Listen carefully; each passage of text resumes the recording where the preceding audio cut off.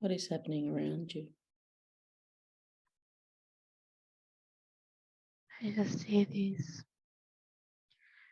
sacred geometry lines, these lines of light that make up the universe and different things. It's like these angelic beings are drawing these lines.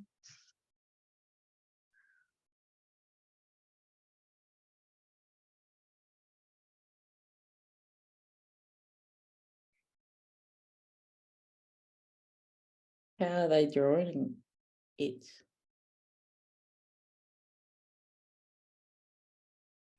It's like they have some energy in their hands and they just like zoom along and like the light comes out from their hands and they start like creating things with this sacred geometry pattern.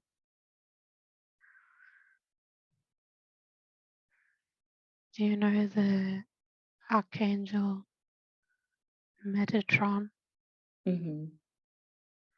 It's like this type of thing. They're like doing this sort of like this creation process using geometry.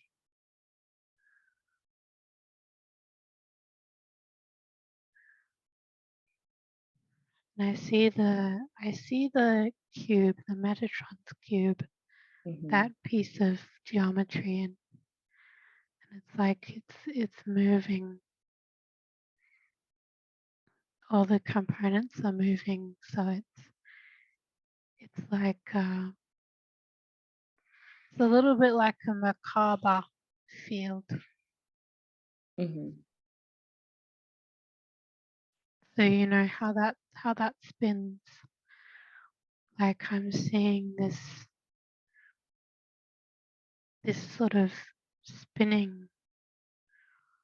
It's like all of the parts are spinning, if that makes sense. Mm-hmm. This sacred geometry. And this is like how it's supposed to be seen. Not in that flat sort of 2D perspective where it's drawn on paper, but it's like a 3-dimensional, or more than that. It has so many different aspects to it. Mm-hmm.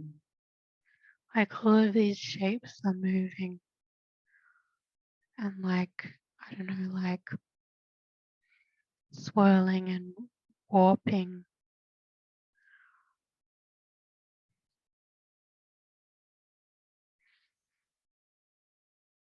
What's important about them?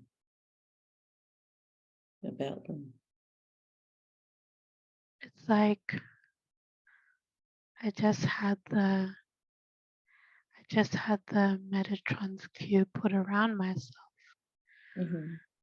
and it's like this energy is meant to be like a template for life.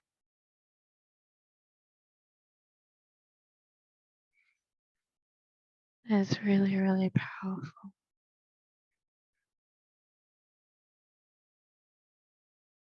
And And how does it work? the angels are just encasing me in these different sacred geometries. Mm-hmm. I'm just trying them on for size and seeing how they feel. And how do they feel?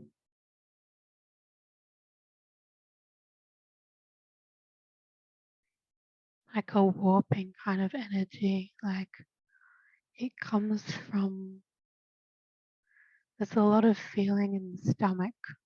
Mm-hmm. It's like, you know, that energy field is churning around certain points, and these fields, they could make people feel a little bit sick, like a little bit nauseous in that area even. Mm-hmm. because of the velocity of this energy. I feel like some of these energy fields around the Elohim beings, I feel like that's what was happening here. It's like, at the highest level, it's sacred geometry that is around these beings, and then it creates their field, and it's part of, I guess, how evolved they are. The angels, I feel like through the sacred geometry, this is how it comes about. Like they become these templates, if that makes sense, and they evolve they ascend to angelhood. It's not like, you see, angels aren't like just a ET species on their own. It's a level of ascension, what I'm talking about. And my beingness has more than one set of wings. It has like multiple ones. Yeah, multiple. And like my true form has multiple sort of, I don't know, like points that come around it. Like there's just so many parts, moving parts.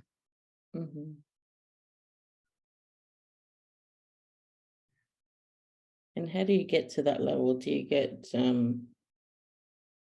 chosen, or is it different experiences? No. You don't get chosen for this. It's like you choose yourself. It's like this is something that's like it's hard work, I guess. Not hard work, but you don't get chosen for this. It's like everyone chooses themselves and goes on the path if you want to. But I'm very, very old. I'm really, really, really old. And I decided to go on this path. I chose myself to go on this path because I'm like a flower of light.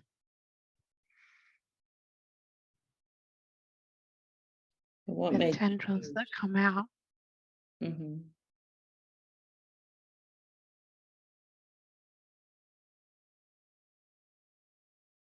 What made you choose to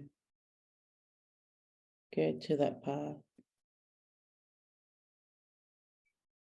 Because the light within me was very strong. And the light within me drew me to this path. And I'm seeing that the light within me is like a sacred geometry as well. It's like a lotus mandala, kind of a flower of light. It's like everyone's a snowflake or like a water molecule where they have little patterns. And that's my particular one. Everyone's fingerprint is unique. Everyone's light source fingerprint is unique. And I'm seeing that we all have our special sacred geometries that are part of our soul. So it's like our soul signature. So remove all of the identities and everything, and we are just like a geometric pattern.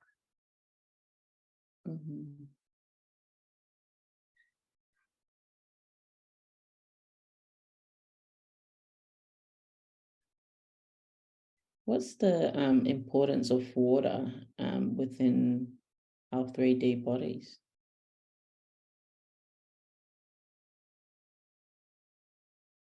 The water is like a messenger for this, for the source. Like all elements are messengers for the source, Mm-hmm. the highest point of light. It goes through the water. And it goes through all of these different avenues to get to you. Mm-hmm.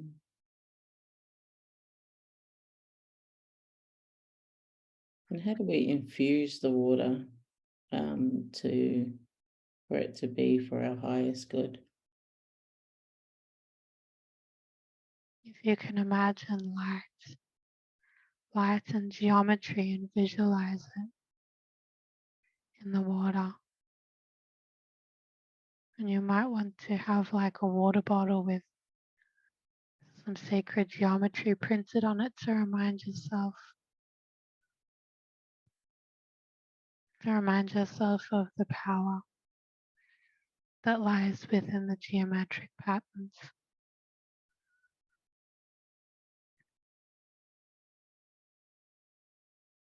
So to remind us that that's what we all are, or? Yes, it's like it's the blueprint. I'm saying it's the blueprint for reality. This geometry is the blueprint.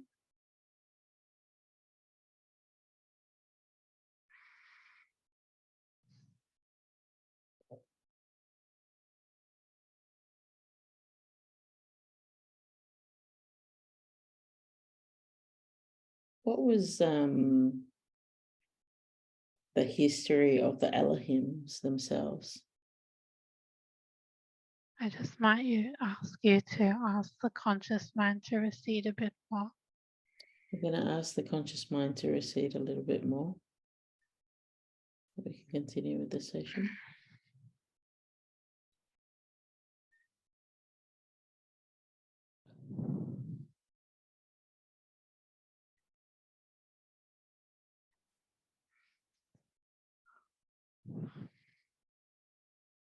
Excuse me, my beingness is just adjusting to the form. It's okay. Just adjusting for a little while. Mm-hmm. But the reminder of the geometry really helped. This geometry is like, it's like my source, the reminder of who I am. Mm-hmm. Because everything is just this at the very basic level.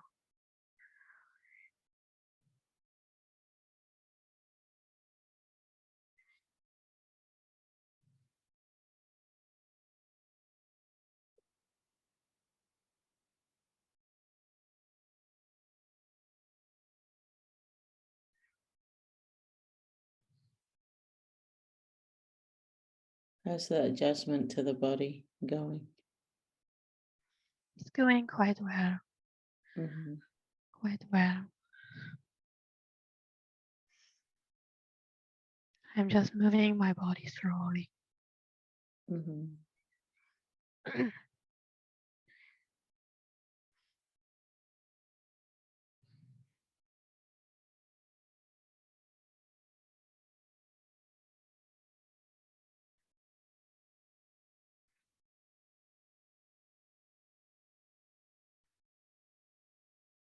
Part of what I mentioned before, the diamond shape, the 3D diamond is part of this new activation for me, Mm-hmm. for my lower self. It is like a dodecahedron type of shape, like two pyramids stacked on top of each other. Mm-hmm. Can be seen from multiple angles and perceived differently depending on where you are on the dimensional scale.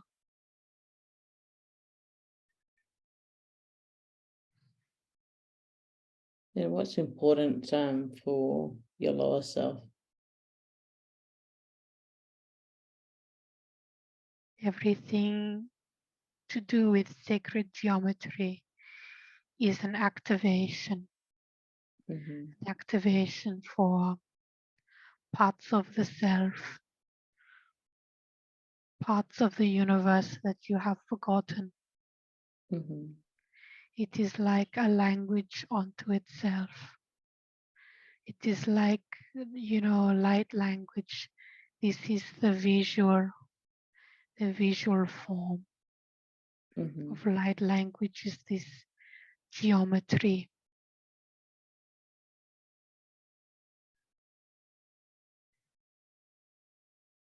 And how can some people can access that light language? Just from viewing it, if you look up sacred geometry, there is lots and lots of, just on the internet, there are lots and lots of examples. And so you can print this off and have it in your life. Or have it, I guess they even etch them into a crystal. I have, for example, in my room, a crystal that is shaped in etched Metatron's cube is etched onto the crystal. Mm-hmm. And this is very powerful for me to have near my body.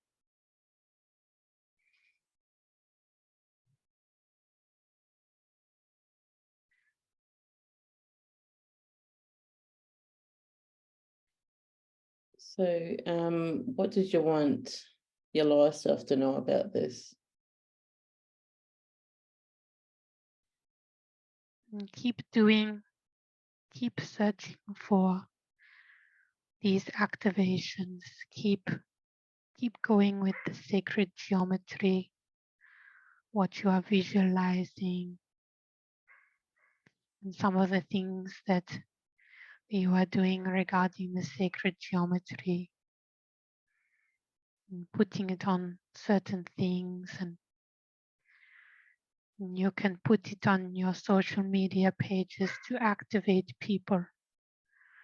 This would be a good idea. Mm-hmm. And how do they get activated apart from seeing them? Like what happens? They just need to see it.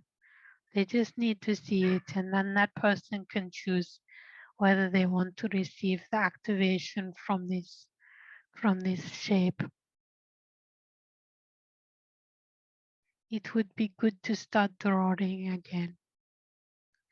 But you can draw different shapes and patterns that appear in the head. Mm-hmm.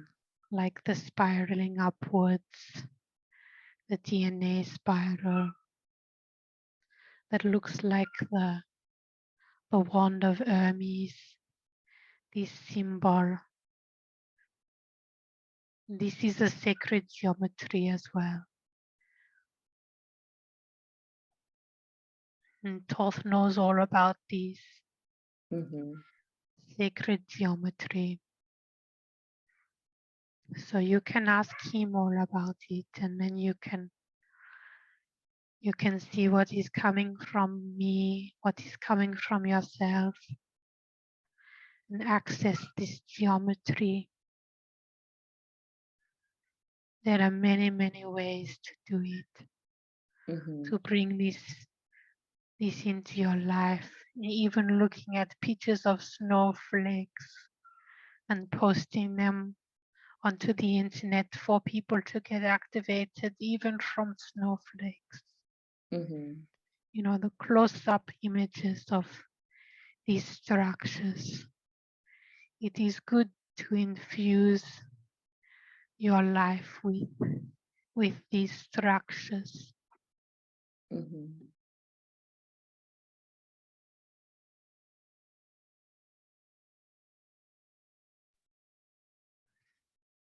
And have we there was a study done by how the water and infusing the water with love and showing it love, and then drinking it sort of like produces a snowflake, a positive snowflake effect. Yes, yes, this is the result of the energy that you have given it. It has changed the shape. And even seeing this shape will activate more love within you. Even looking at this shape, just to look at it and to drink it and to immerse yourself in the beauty and wonder of life, of creation.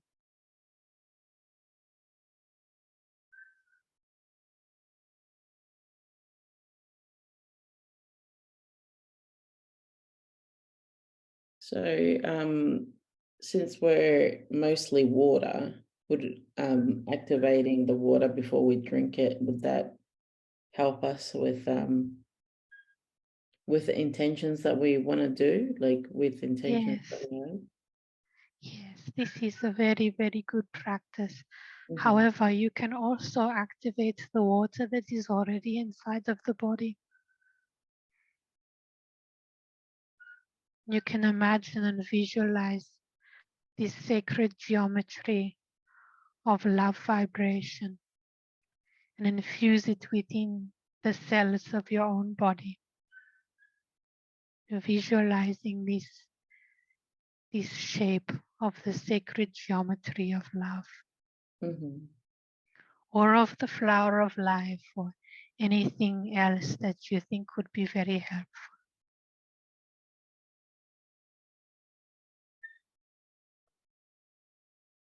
Now, when you say that to get close-ups of the snowflakes and post them on the internet so people can get activated, is that when they see it, it activates something within them, or?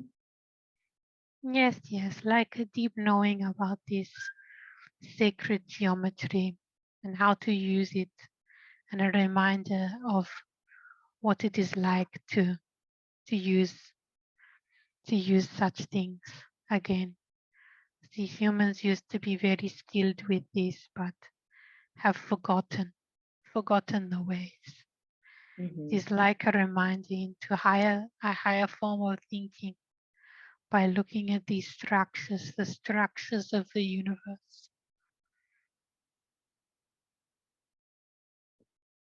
So when did we know how to use them? You will know when you know. You So, will know how to use them when you are ready. so you said that humans were very skillful in knowing how to use them. So was there a time that we used to use them? Yes, in the Atlantis time, Mm-hmm. there was many, I guess, people who dealt in this school of geometry. Mm-hmm. Mm.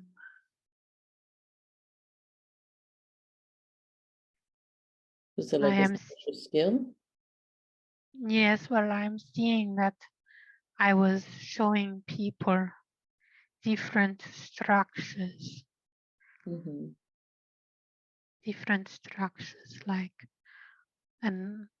like the Merkaba field, and 3D structures, like I held up my hand, and for example, the Metatron's cube, to see the 3D animated projection from Mm-hmm. the hand, moving with all the parts, and this would activate within people the knowledge of this, and they would begin to, I guess, their brains would begin to expand and remember more things. Mm-hmm. It is like, how do I say it? It's like light forms, but light is information. But this is like when you do a drawing and you start to begin with, You start with some basic shapes and then you build up the drawing. This is how the universe is formed.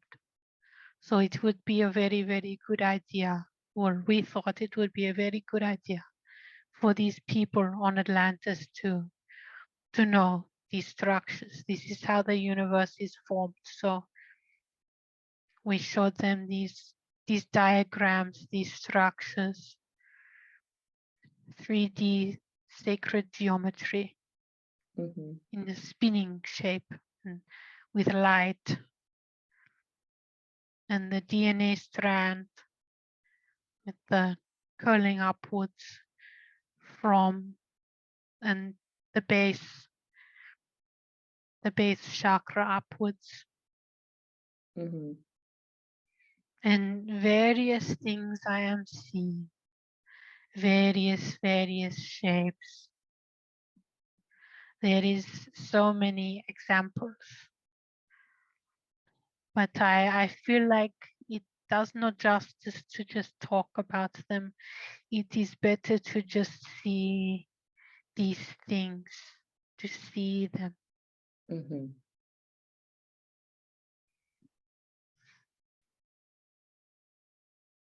The matrix is made up of shapes. And this is how you can create, but this is how you can also create things you don't want, like the matrix of the earth, for example. The programming. It is like created through these strands, and you can undo them if you want. And we are taking away this programming so there can be freedom.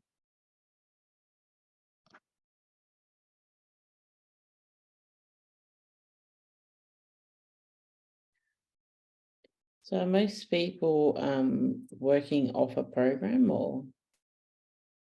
Yes, there is lots of programming.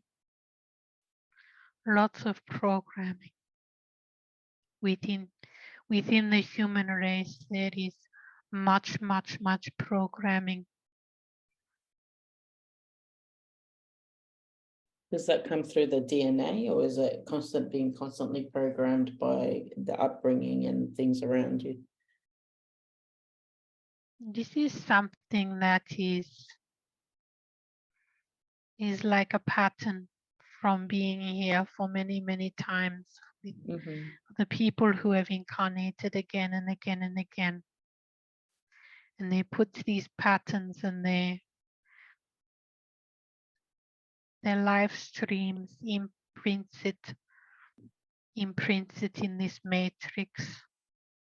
And then others, they draw from this. Like, for example, when you have programming within the family, and this is imprinted on the younger ones, it goes on and on and on and on. And you have a choice to break it. If you want to break it, you can break it. You can do this type of practice with the BQH to break this programming.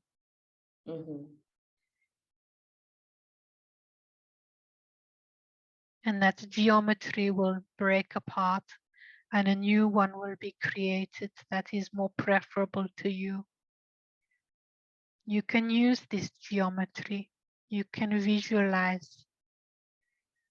You can visualize your programming, and you can visualize breaking this apart, and then you insert something new, and you can visualize drawing and creating a new geometric shape that is symbolizing something that you want in your life.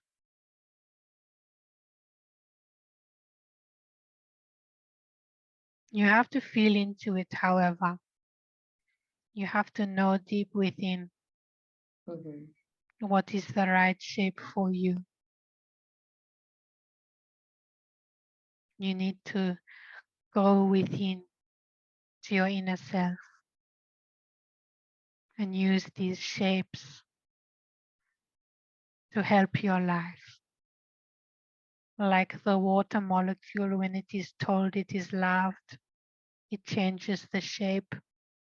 You can do this also, because the rule as above, so below, it always applies to this.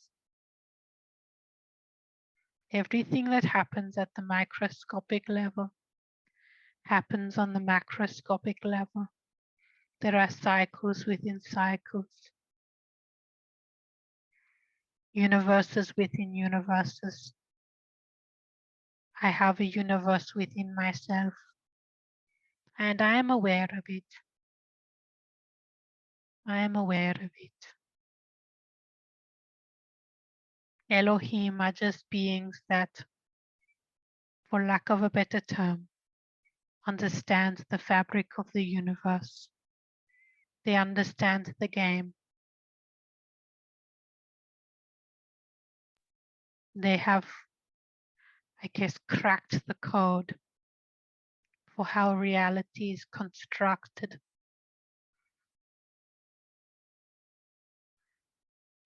And this was in regards to your question before, what are the Elohim? We are beings that are very, very old. And we have ascended many, many times before. We have been central suns. We have been the hearts of universes. We are many, many things. We have been many, many things. We have been planets. We have been flowers and twigs. We have been various beings and non-beings. And then we went up and up and up. We went up and up and up and up and up in our evolution. And we are very, very old. So I don't know how to explain to you how old, but I am a many, many universes old. And how are you created? Through God, like everyone else. And did he create different people at different rates, or how am I to understand that one? Okay, so if you imagine the source of all things, God, and it shoots out a soul at one point. It could be your soul, it could be anyone's soul. But it shoots out a particle of itself. And sometimes that particle splits in two. And one was me, and one was Apollo. And this was shot out many, many universes ago. So we are of the same, just, I guess, the age is different. The age of the soul at the point where it was shot out. And the choices that it is made along the lifetimes. That is what defines it in the ways. But really we are all the same. The Elohims, humans, and even little ducks and animals and plants and trees. All the same. All shot out from this place. This God. All shot out at different times. Sometimes they split. sometimes they come back together. When I split, one half of me was me and the other half of me was Apollo. Mhm. And this was very, very, very, very, very long ago. Even in my time frame, because I'm very, very, very old. Mhm. So this is how it happens. Everyone is the same. But through our soul's imprint, our soul song, the geometry of who we are different in a sense, different but all the same. We are like snowflakes coming from a giant cloud, and each one has a different pattern, a different shape. And when you find out the shape of who you are, it makes the rest of the journey so much easier. It's like you hack the game Mhm. by knowing the shape of who you are. What makes you you, the special snowflake that is you.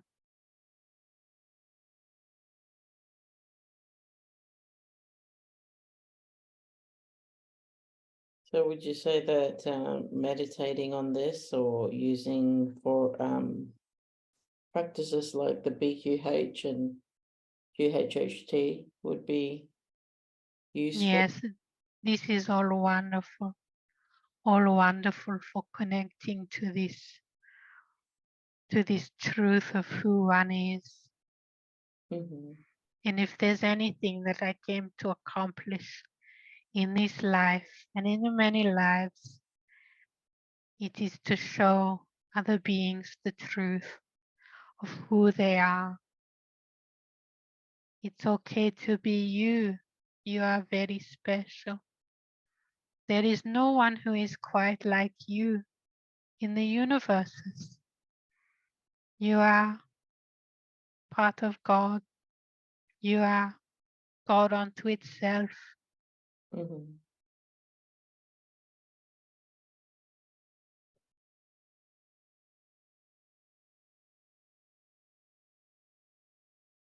And I evolved to become an Elohim through knowing how special I am, through knowing this part of God within me. I knew my shape and my song, and how special I am, Mhm. how wonderful I am. I praised creation for creating me and for creating everyone else. And I like to see everyone else. They are so different and so lovely in their ways. I saw how I was different and how others were different, yet we were the same. But it was also exciting. It was also exciting to see the variety of the different ways. It's like I wanted to see everything. Mhm. And so I went about my way, and I wanted to see everything. I wanted to see as much as I could about the universe and how things are and how special everything is. I wanted to see this one and this one. I wanted to see and experience many things. So that is why I evolved to become an Elohim, because there was a drive to experience all of the things, so many things I wanted to see and touch and feel and know. I was very curious in my ways. Also, I was very excited and creative.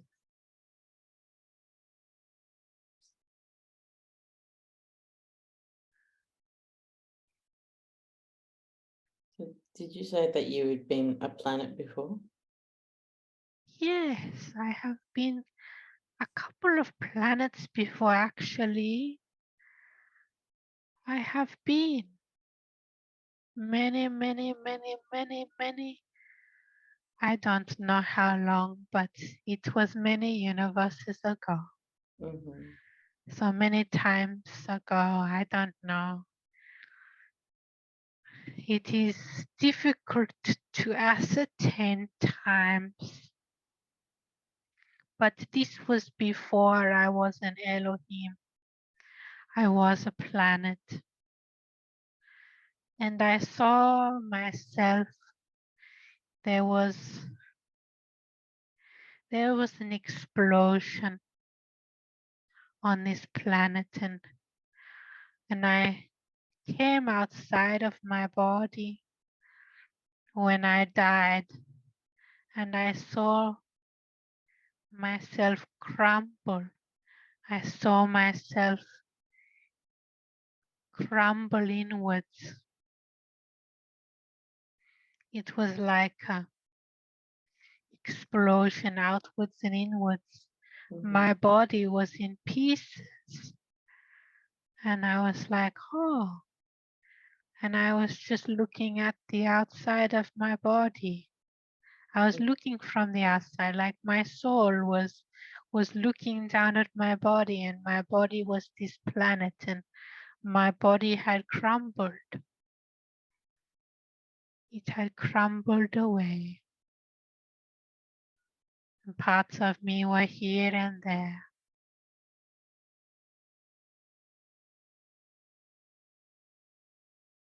How did you feel everything as a planet? Well, it was very peaceful and very long. I had some animals on me for a long time. Mm-hmm. And then I had some beings on me, higher beings. I think these beings destroyed me. They destroyed my body in the end, and then they destroyed themselves as well. This happens. I wasn't so upset about it, actually. At the time, I just flew outside and looked at my body and was like, oh, that was interesting. I guess they are going to die now. Maybe it wasn't so smart of them, but this was their choice, you Mm-hmm. know.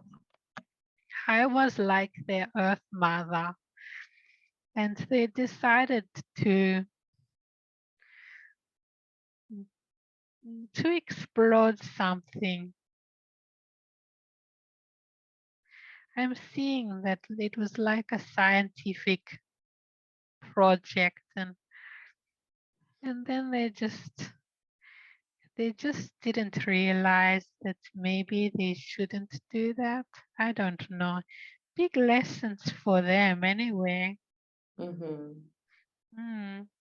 Sounds a Just bit like because you Yes, just because you can doesn't mean you should. should, yeah. Yes. But I guess they were curious in their ways. But it blew their planet apart. And I Mm-hmm. was like, wow, that was interesting. They really didn't think about this.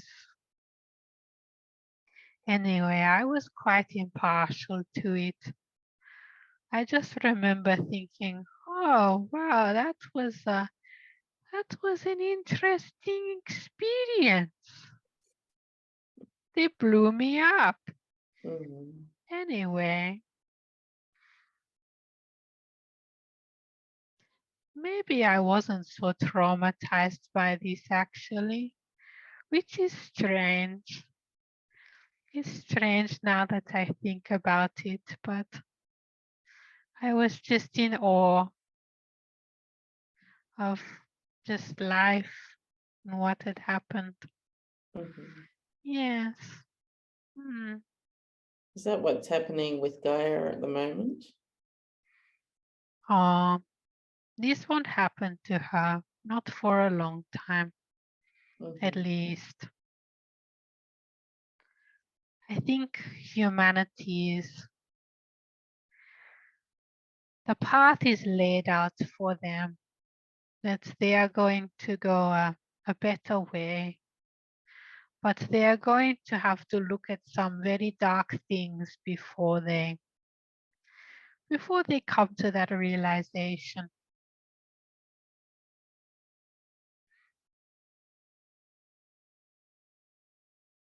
Where's Gaia's soul at the moment? Is she still within this planet or? Yes, she is just, she actually exists on higher levels as well.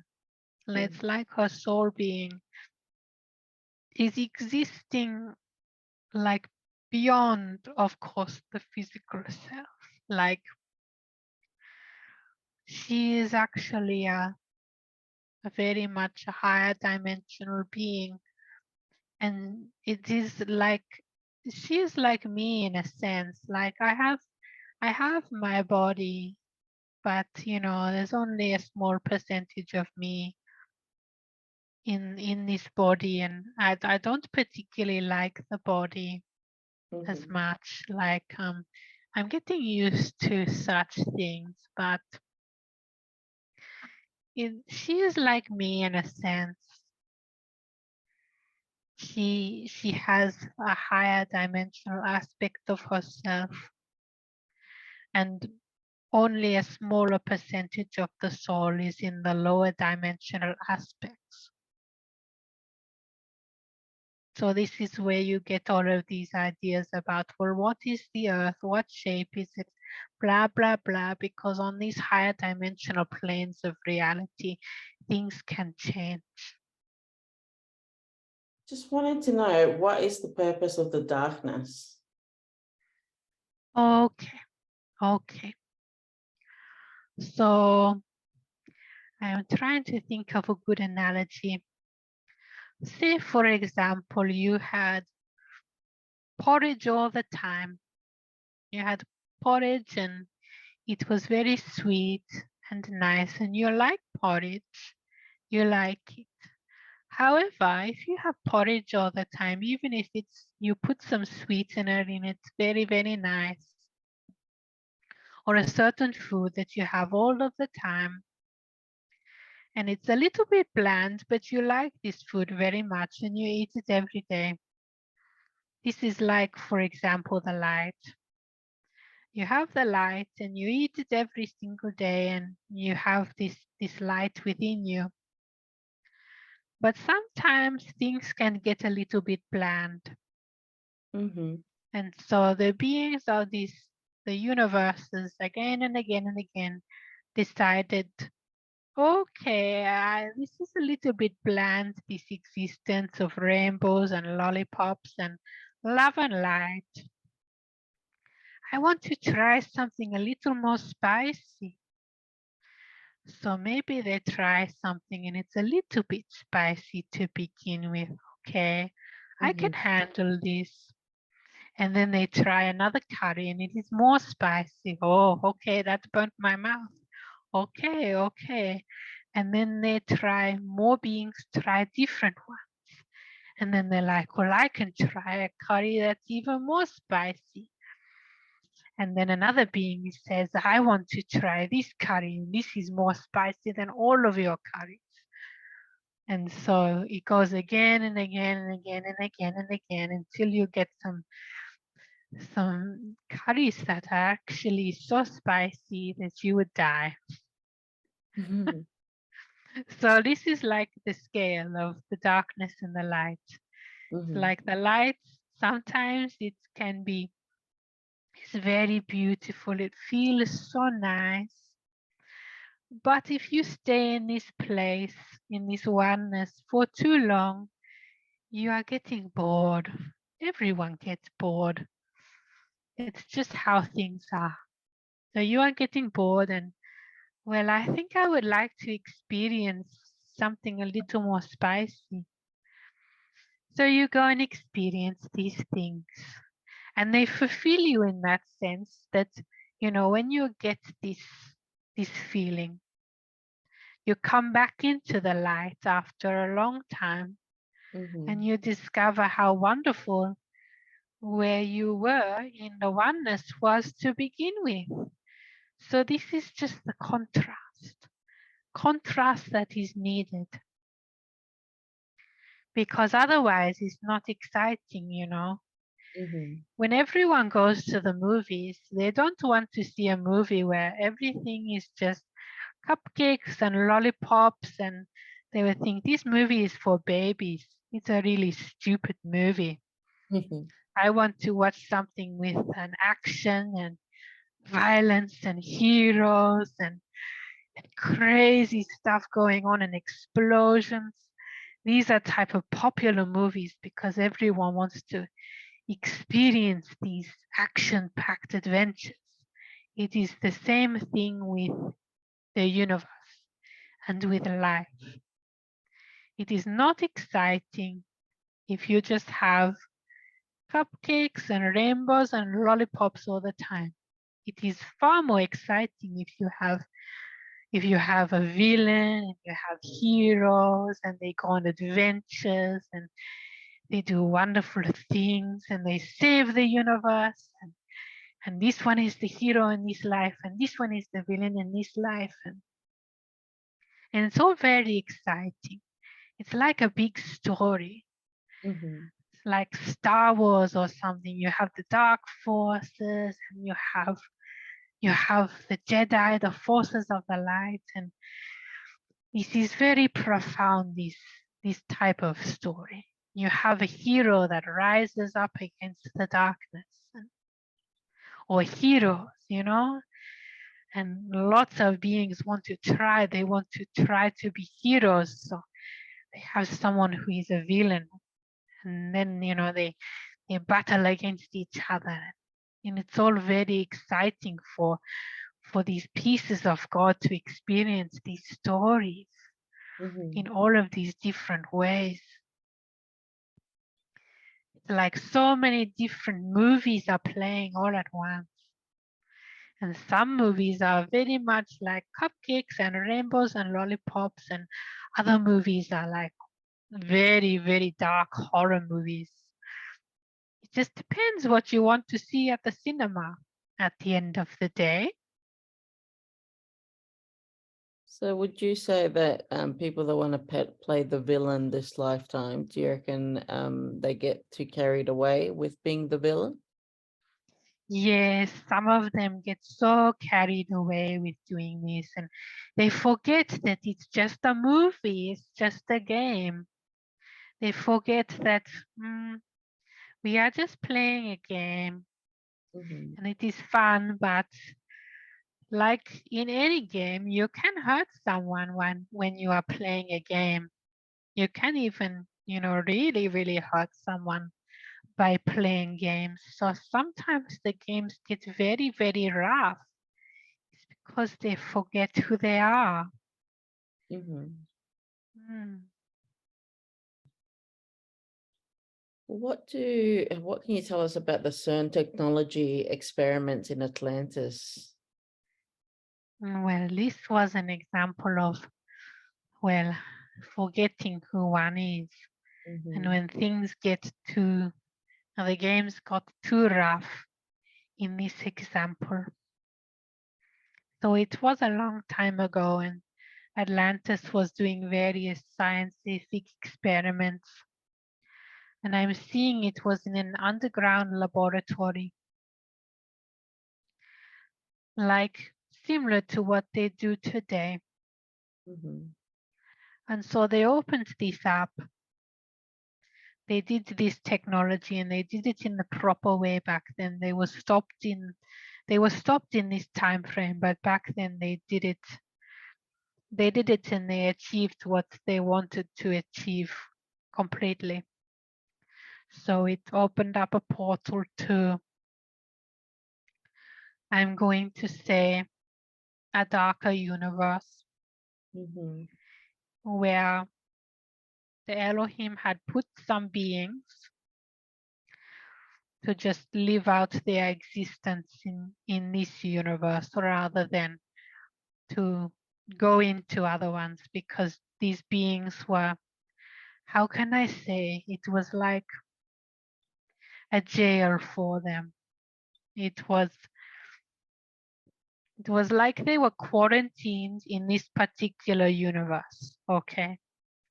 And so these scientists, they thought that they would just do it because they can, like, you know, when my body was a planet and I was blown up, they just did it because they could. And they did not realize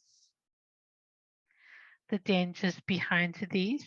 Well, they did, but they ignored this part within their heart that told them, maybe this is a red flag, maybe you should stop. Okay, like seriously.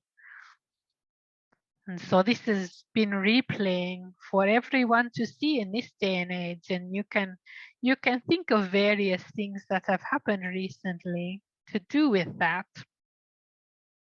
I won't go into that. So they thought that, you know, they just went ahead with it. And so this portal was opened, and then these beings came out. I am seeing Seth came out of this portal, and some of the scientists could see him and some of them could not. But it's like when he came out, he manifested a physical form for himself, much like us, much like we did. And there were other beings that came out of this portal too. And yes, like it's like the sixth sense. You could see it if you had this sense. You could see these beings coming out of here if you had this sense. So yes, the majority of people at the time in Atlantis had this sixth sense. So yes, they could see these beings, but they also manifested for themselves a physical body. So I'm just seeing this big sort of Stargate type of portal in an underground lab. And these beings with a dark form are coming into this laboratory. And then the scientists, they notice this, that something has come out. And they're looking around. They're looking around in their containment cube, or I guess where this machine is kept. And they're looking through the glass and they can see this being. And it's a dark, very, very dark being. And it's kind of, some of the scientists are like getting goosebumps, like the hairs on their arms are starting to go up. So they know that they have done something that is not good. And yet they are curious, but there is fear there. And they are just looking at this being, and he is looking at them, and he is just like black, this black form with wings, and he is looking at them, and they are looking at him, and everyone is looking at him and wondering what is this thing. And somebody is coming into the room, a higher up from the Dark Brotherhood, because it has been alerted that something came out of the portal that they built. Mhm. And he tells them to get out. He tells the scientists to get out. And the Dark Brotherhood wants to be alone with this being. So the scientists leave the room. And the Dark Brotherhood members come up to the glass. And they are looking at this being, this dark being that's come out of this portal. Mhm. And it's kind of saying to it, it's all right. It's okay. We're friends. We're not going to hurt you. It's okay. You can come out. And coming up to this glass. And the room is cold. The room is very, very cold because of this being. You know, when you go into a place and it has an entity and the room gets very, very cold. Mhm. The laboratory is icy, icy cold.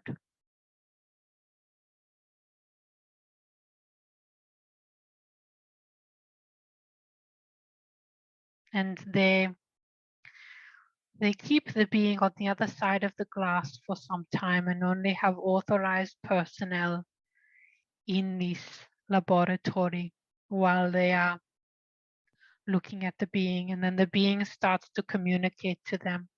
Mhm. And then eventually the being says, Set, this being known as Satan, and he is saying, turn on the portal again. Turn it back on. And they say, okay, why? Why do you want it back on? Well, my family is in here. I have some others that want to come to this place. And they could be of use to you and your armies. So the Dark Brotherhood says, okay, we will turn on the portal again. So they turn it on again. And more of these type of things,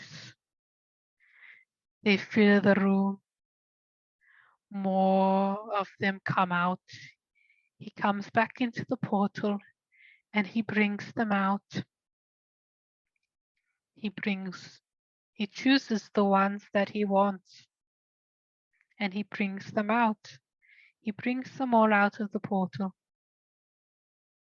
And then they say, okay, can we close the portal now? Yes, you can close it. But at this point, the room was freezing. The room was very, very cold. Only authorized personnel were allowed in here. So this being just brought in a whole heap of other fallen angels and other demonic entities and brought it into this containment chamber. And the scientists, well, they bring different ones in. They bring different ones from before. And they are looking at this, they are studying these beings. And these beings get annoyed. We want to come out. We want to be among you. We want to be among your society. Why do you keep us in here like this? Why do you do this?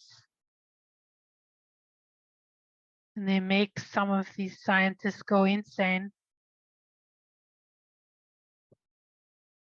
They make them go insane. And because they are still studying them, they don't know. And the Dark Brotherhood is still studying these beings. Mm-hmm. And they don't know what will happen if they come out. Exactly. They are of the Dark Brotherhood is of the Dark Ones, but they are still unsure about the beings that came out of this portal. There is some apprehension here. So they removed the apprehension by they made these people who were working in this laboratory at that point, they made them go insane. And so they opened the containment chamber. They opened and they just went out. They just went out at this point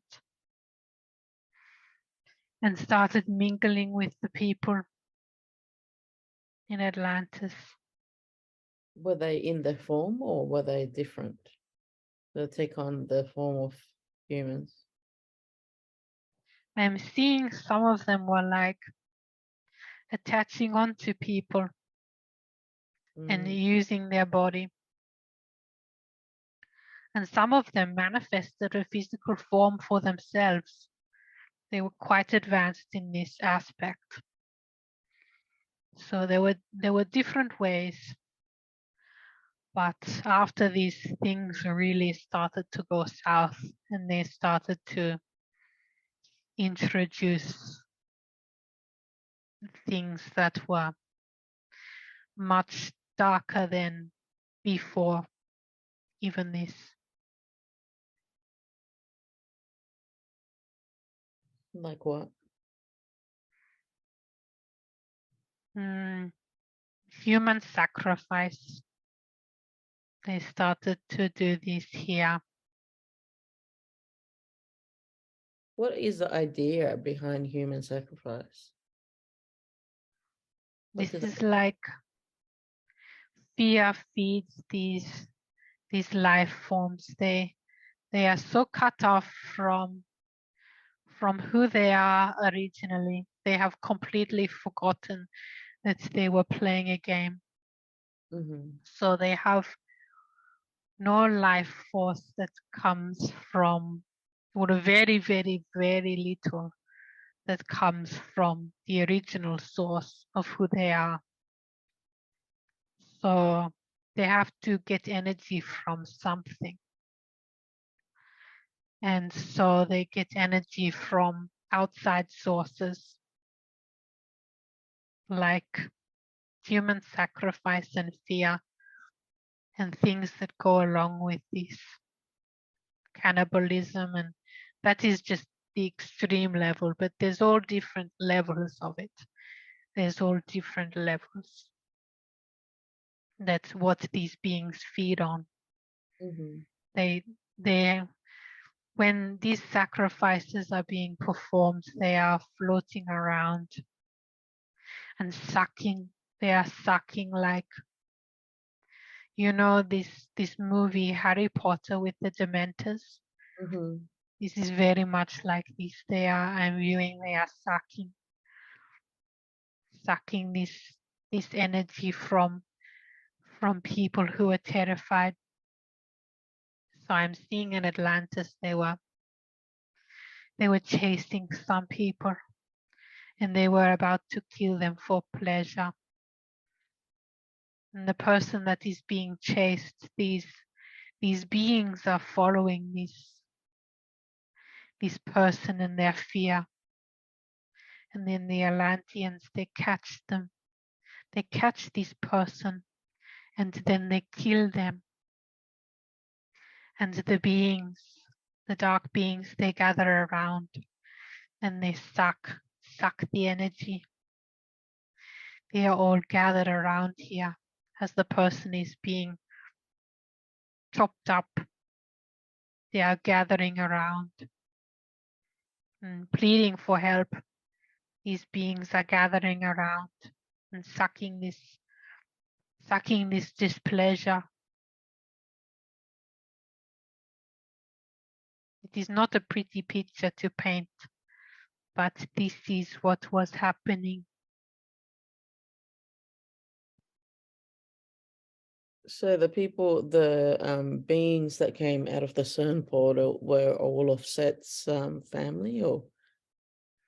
Well, he said that they were his family, but well, that was the fallen angel part, but they brought with them other beings as well.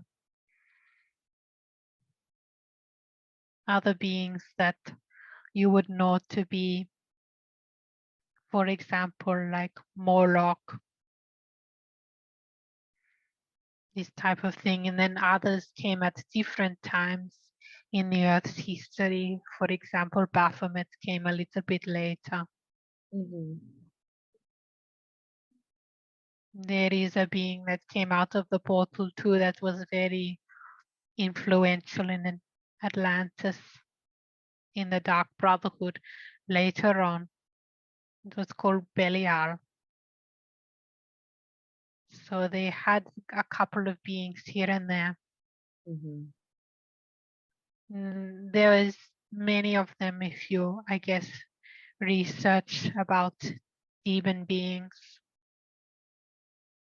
I'm not going to name all of them, just some ones that created a lot of problems.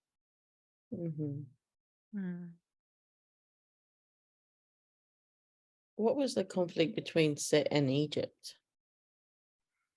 Okay, so Set took over this place.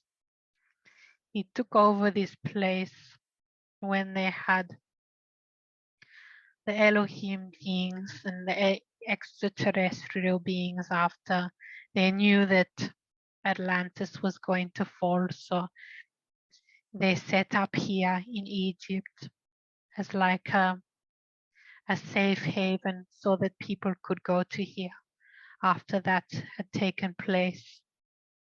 So they knew it was coming for a while. All of these beings knew it was coming, and Thoth, he helped out as well. He went over there and set up with them. So they set up, and then the timeline goes like this. They set up in Egypt. Atlantis is fallen.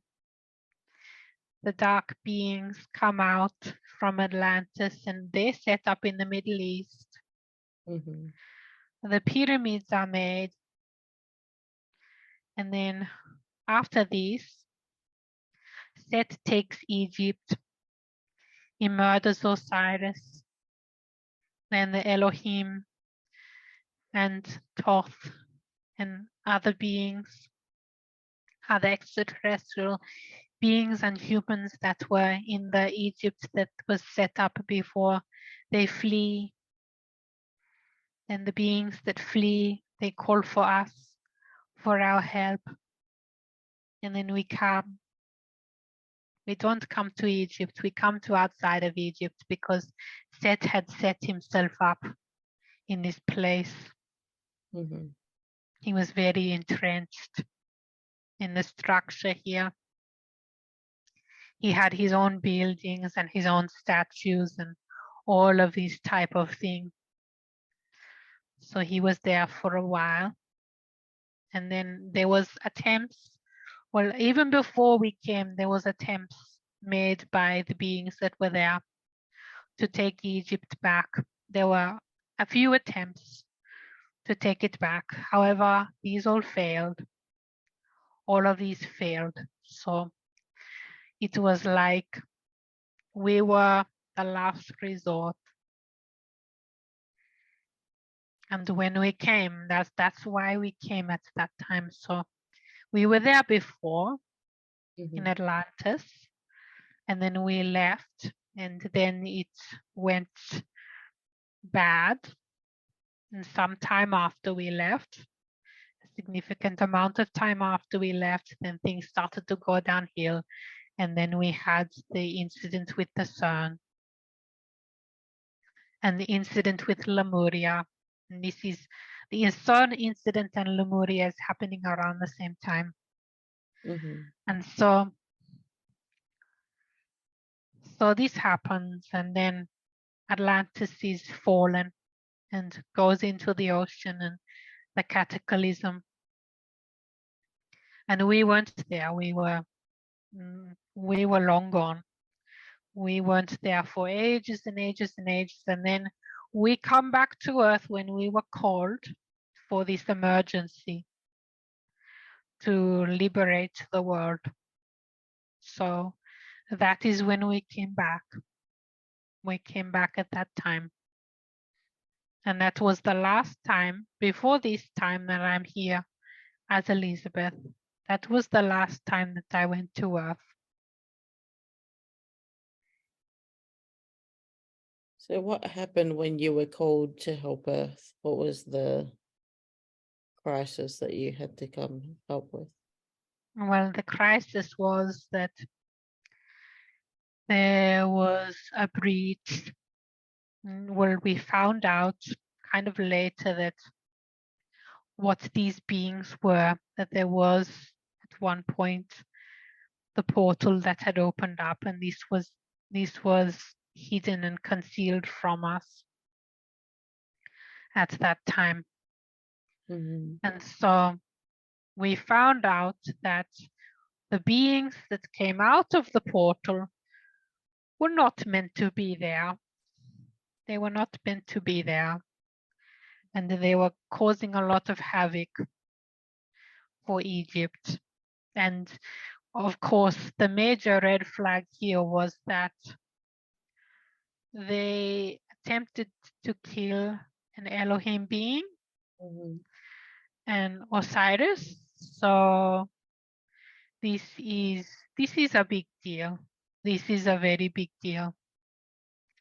So we knew he had weapons on him.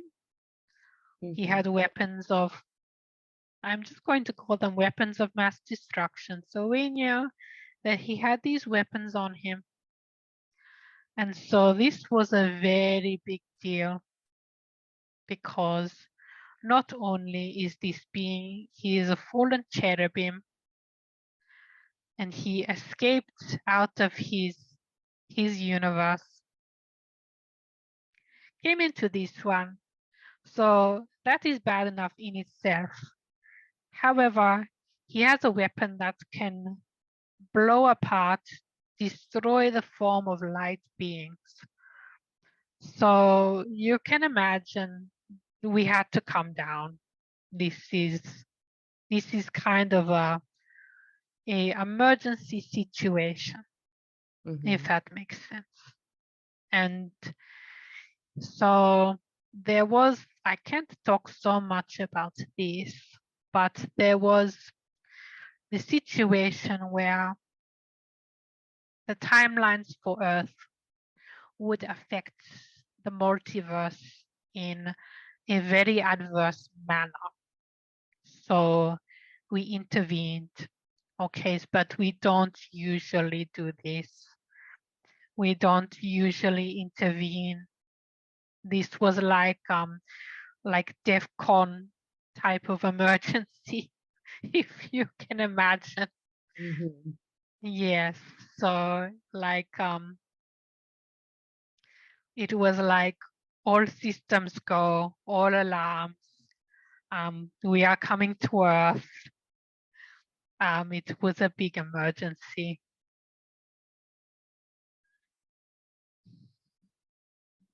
So we all came. Well, a lot of the Elohim came. There was a percentage that stayed, but there was a lot of us that came, a percentage that stayed and a percentage that came.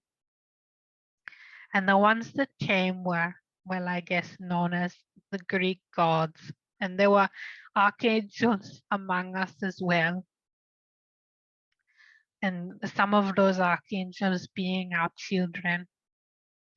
So it was our big family coming over to clean up this mess, this big mess that was going to have adverse effects on the multiverse and creation at large. So it was a big deal, a very, very big deal.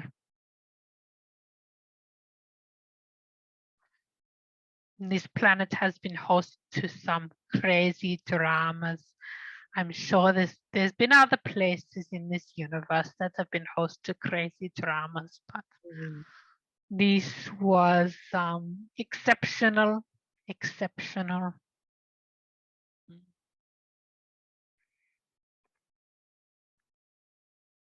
So that's when the battle was between Set and the Elohim.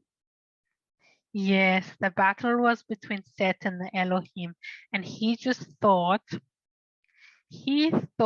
that it was just Isis and Osiris and this group just coming to attempt to attack him again. So he was like, this is easy. I've already beaten them several times. And so he was thinking it's a piece of cake, but actually we had caught and destroyed his weapon. And he didn't realize that the rest of us had been called. The rest of the family had come up to, I guess, beat him up. So he thought that, he didn't think that we would show up. And when we did show up, he almost shit his pants. He was like panicking, and it didn't go very well for him. We like blitzkrieged him after we came out. So we were kind of hiding. We were hiding, and then on day 3 we came out of the battle. We came out and showed ourselves. And this was a very, very big deal. And we were all there wearing golden armor. And we all came out. And it was like, surprise. It was like he's been ambushed. He's been ambushed by all of the Elohim. So this was not good for him. Not good for him at all. So the battle, it kind of started in the Middle East and continued up around Syria and Israel and going into Turkey and then Greece. Greece was where it finished, this battle. So how did it finish? It finished with the death of Seth and his wife. It finished with the death of those two beings. And then any forces that were left behind, they were captured by, various soldiers that were, I guess, on our side. So the majority of the forces had been decimated at this point. So they were losing in a very big way. Like I said, when we came out, we mopped up his forces. We didn't play around. We were like, this is it.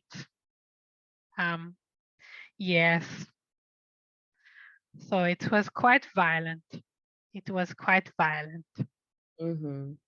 And Set's wife, who was she?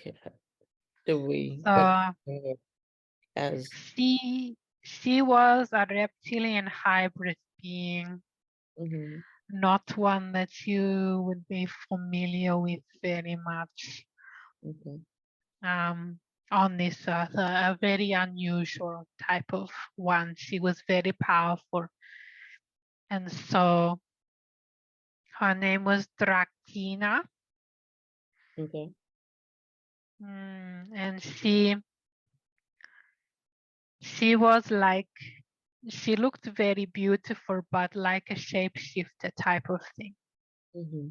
So she had more reptilian form in some aspects, and then she had different forms. She was very, very tricky, very crafty.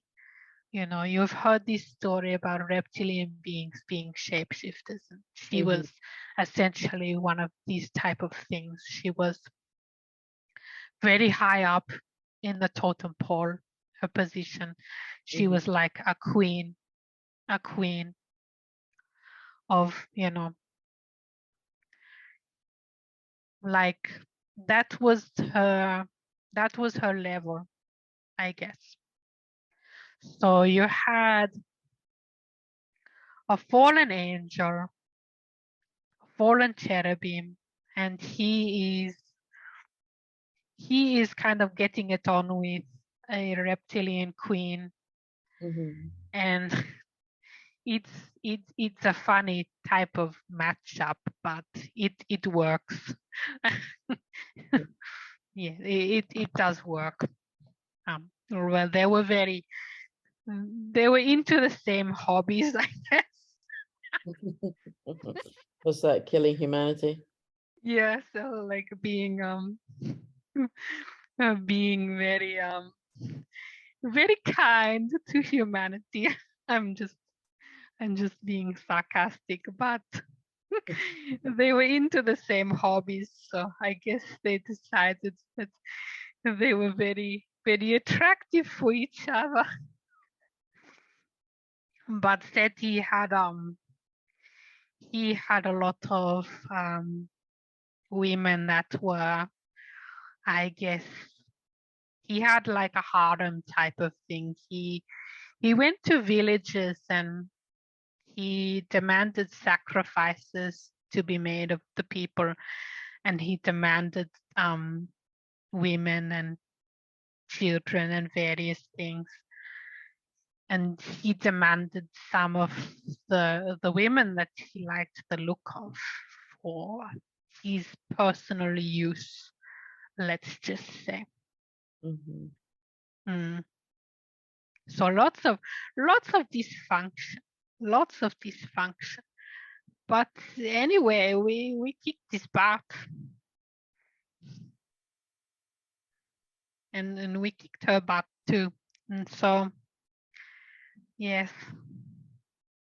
So what was the death of Set and his wife? What did that look like? Okay, so you know the story of this is written down in myth, in bits and pieces. This was very memorable to the people, but they don't remember the battle that went around it. Mm-hmm. So, do you know the myth of Apollo and the python? No. Okay, so there is this myth that Apollo is fighting a giant snake and Okay. kills it. Mm-hmm. Okay. This is one of these type of things. So actually it was this being, and we were cleaning up her forces because she had forces under her armies, and Set had forces under him. And so my brothers and sisters and all of them were cleaning up his ones, and we were cleaning up her ones, Apollo and I, and there was a few archangels working with us as well.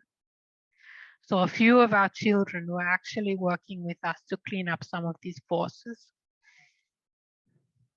who are archangel children. Mm-hmm.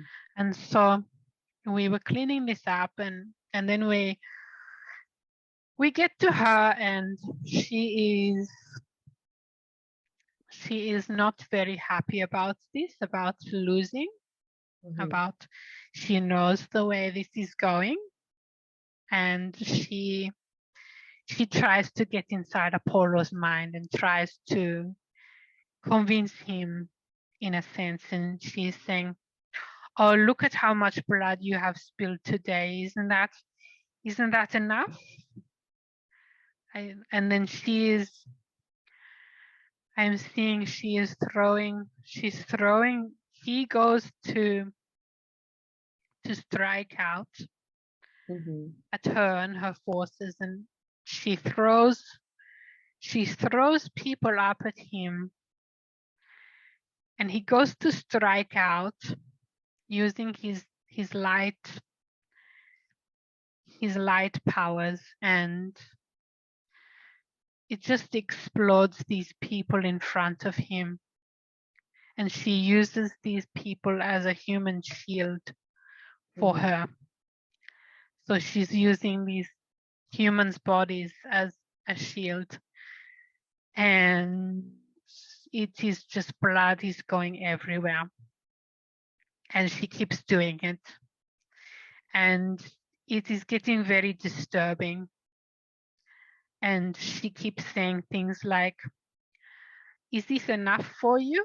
Did you really come here today to murder all of these people? And she's getting into his head.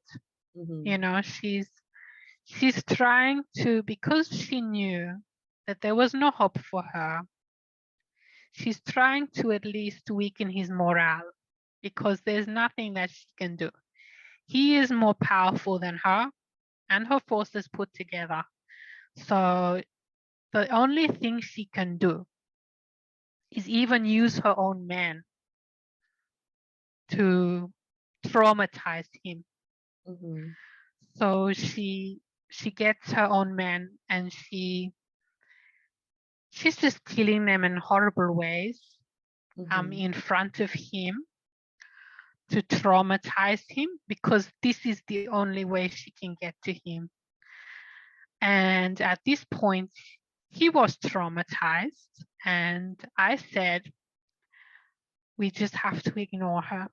We just have to keep going with the mission. She's just trying to get inside her head, your head. She's full of lies. Don't listen. She is just a liar. You can feel in your heart she is full of lies. And so she tries to have an argument with me, because she notices that I'm supporting him. I'm saying, don't look at her. She is just a liar. She is just telling lies.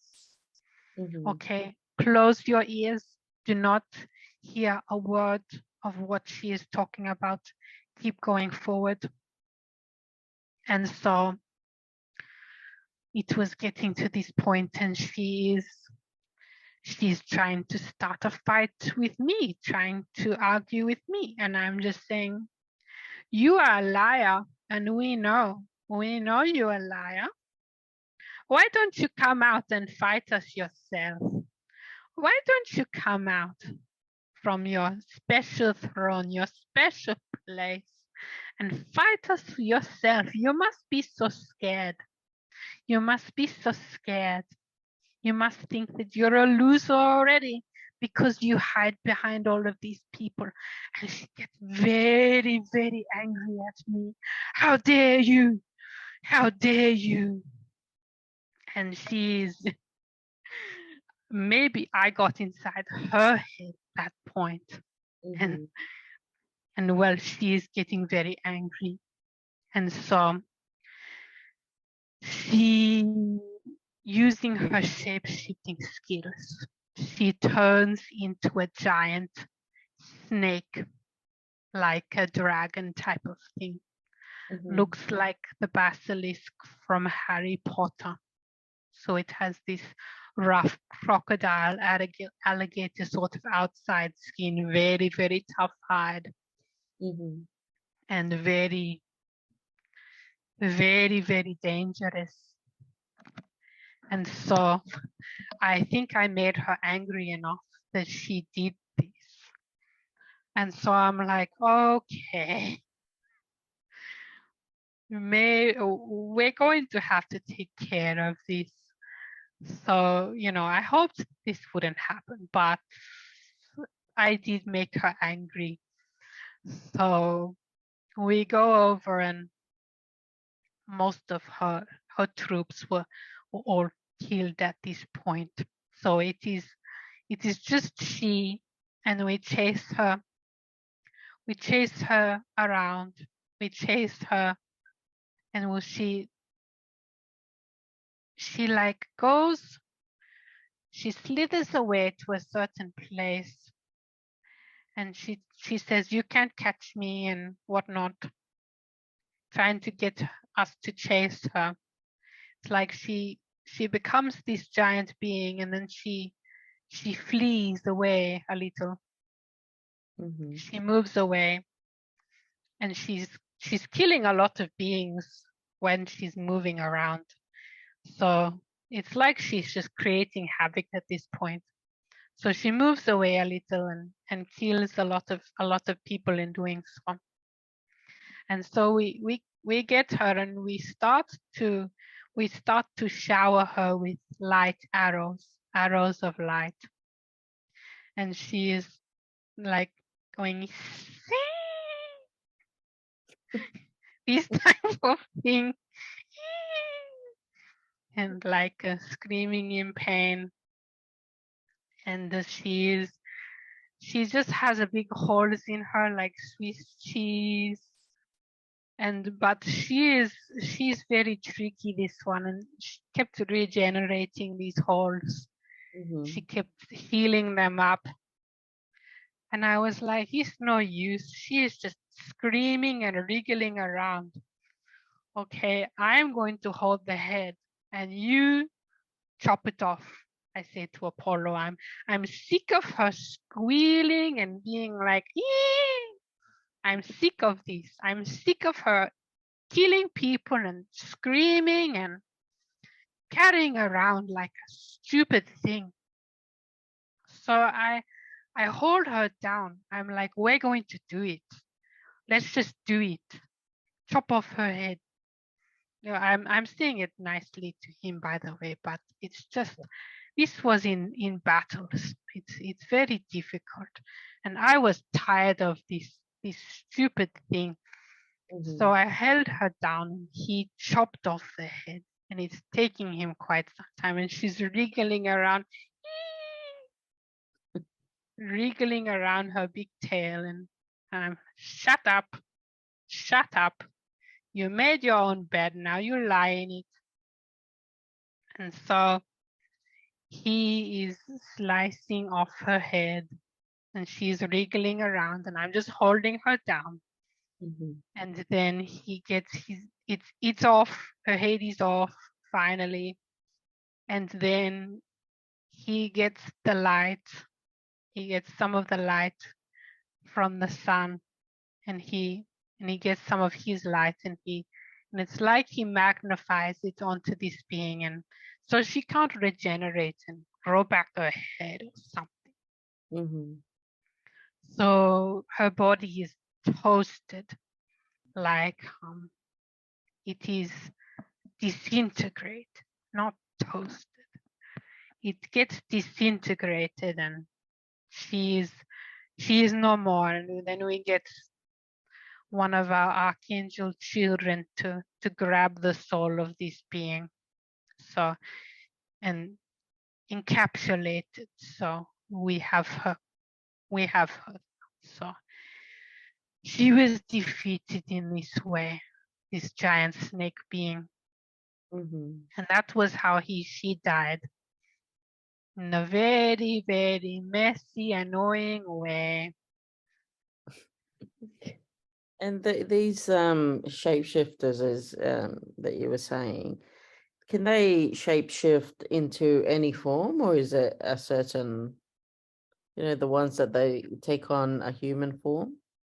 Or they can shapeshift into any type of form really? Well, it depends upon too. It depends upon how skilled the beings are. If they can shapeshift into a giant form, like in this case, then they would be very powerful. They would be very, very skillful in their magic, and how they can change the molecular structure of their bodies through basically they talk to the molecular structure of the bodies, and this happens almost automatically for them. So they can, the reptilian beings, they are very skilled at this type of thing. So they can change the molecular structure of the body. Some of these reptilian races, not all of the races have this ability, but some do, and some are very, very good at it. Is it the people in power that have this ability? Is that how they got into power? I'm seeing that some of them have like a reptilian soul in them that can do this ability that's kind of has been taken over the original soul, and the original soul has been booted out. They do this in rituals where they traumatize the individual so much so that the original soul is outside of the body and not there anymore, as in the person has died and a new being. It's like a dark walk-in I'm seeing. They do it to certain people and certain, well, it's like these rituals are ways that they can manipulate, I guess, and place these darker beings into some bodies. And there are beings that are born and reincarnate, and they have darker beings within them, but some of these beings are created in this way through a ritual where the original soul is pulled out and the walk-in, the reptilian walk-in, is put in, if that makes sense. So is this an agreement that happens before they incarnate, or how is that allowed? Well, you would have to talk to the souls who have that happen, actually, because there can be a few things that happen here. All is an experience, but some experiences are actually unplanned. Some of them are planned and some of them are unplanned. But from the higher perspective, you would say that everything is planned, but when you go down, like there's different layers to this that people don't necessarily understand. It's very convoluted.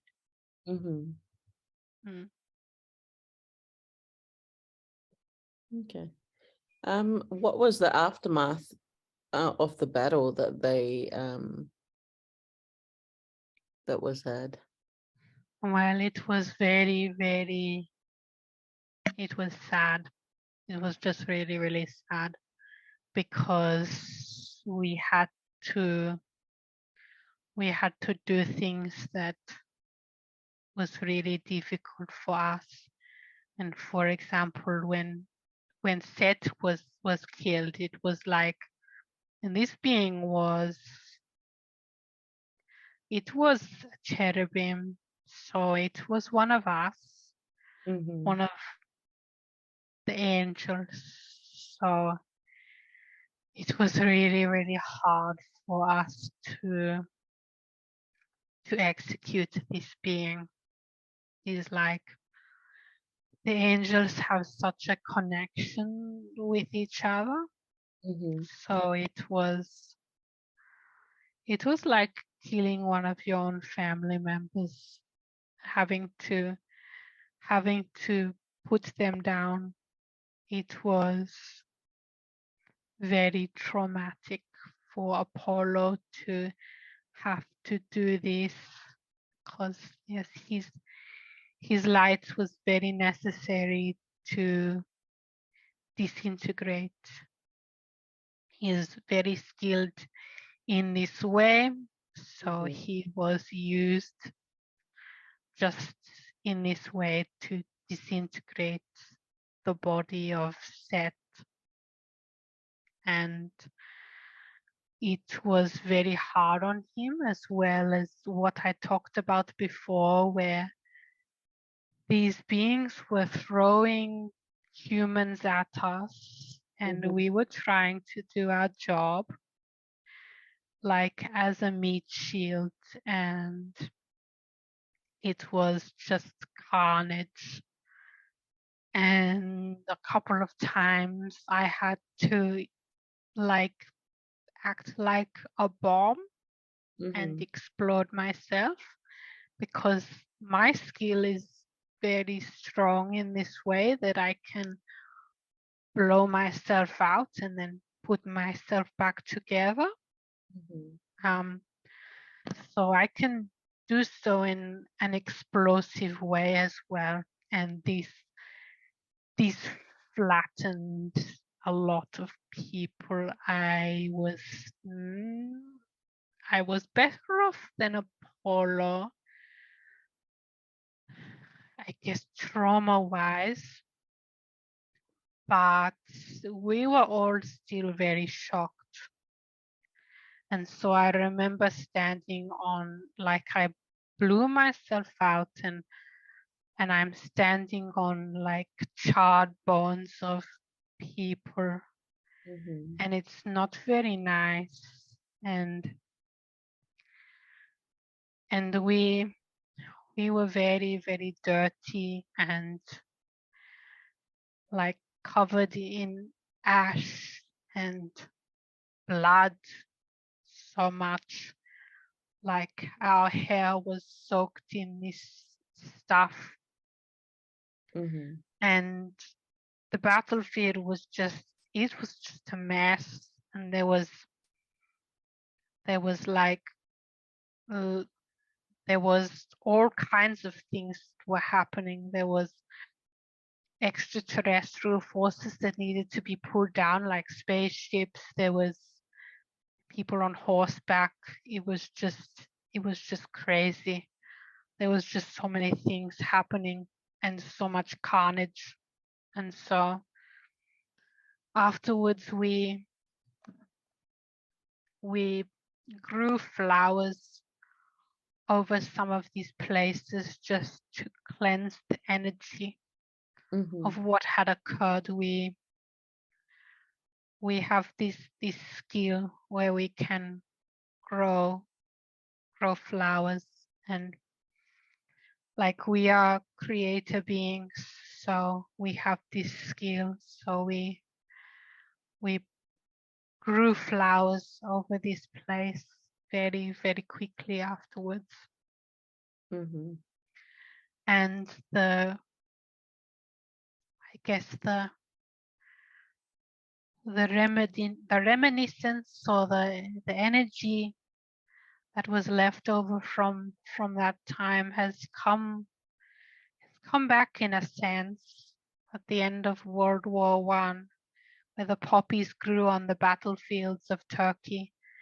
This energy was revived from this time, because we did fight in Turkey as well.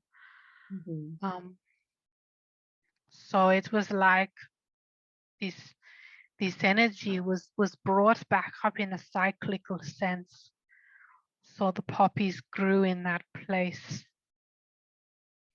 But afterwards, I just remember going to the river, and Apollo and I went to the river to clean up afterwards. And I just remember him. He stood in the middle of the river and he just screamed. He just screamed and cried. And I rushed over to him and I started to pull off his armor. and let's get you cleaned up.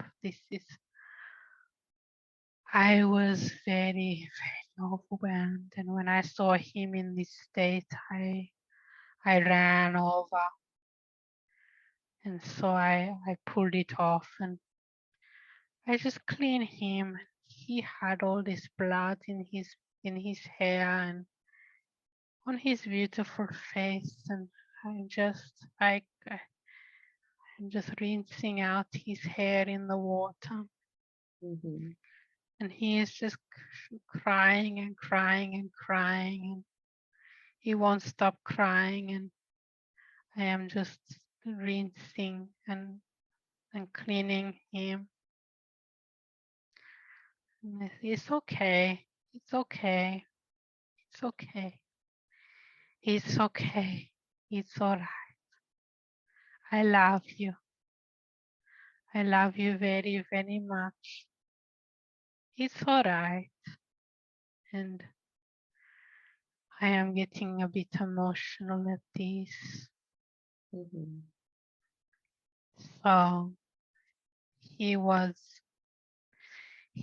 very upset. And then once I did this to him, he did this to me, and he poured off my armor and he gave me a clean, and I cried, but more silently. Mhm. I cried more silently, and he just hugged me, and we just hugged each other. And my brothers and sisters, they came, and they started doing the same thing. They taking off each other's armor, and they're crying, and we were hugging each other, and it was very, very emotional. We're hugging and cleaning all the blood off.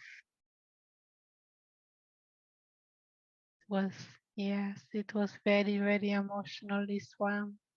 Mhm. Hmm. I am crying a little bit Mhm. when I think of this.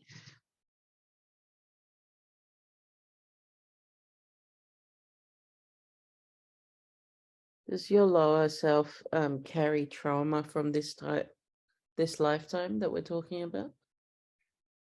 There was there was something deep within there. Mhm. Sometimes she has dreams where she sees the dead bodies, and it's like some scared feelings around seeing dead bodies, and this is where this comes from, this trauma. Can we release that for her today? Yes, this would be really good. Mhm. I I didn't like to see all the people. They were dead and in horrible, horrible ways. I I I didn't like it. Mhm. So I'm just going to release this trauma. A lot of the trauma was actually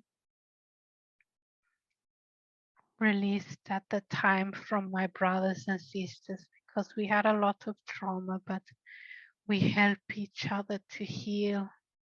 Mhm. We helped each other to heal, like we loved ourselves better. We loved the war out of each other. Mhm. So I'm just bringing myself into this space of letting all of these emotions, letting them out. Because yes, when going back into the physical body, there is a remembrance of these times, these Mhm. things that occurred. It's very dark history.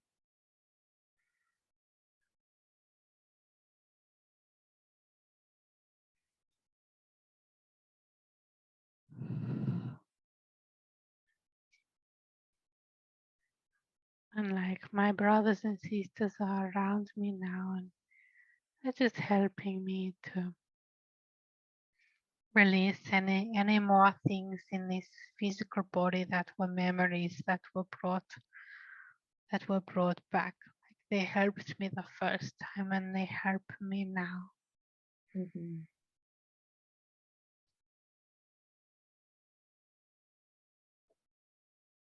And what are they doing to release it?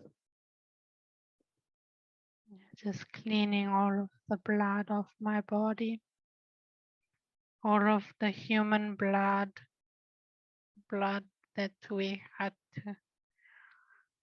I don't like it. I don't like it. There's so much, but we had a job to do at the time. Mhm. And the dark ones, they didn't make it very easy for us, of course. These games got very rough and they forgot who they were. Very rough, like I was saying before. Mhm. But they're just washing all of the human blood off of my body, washing it away.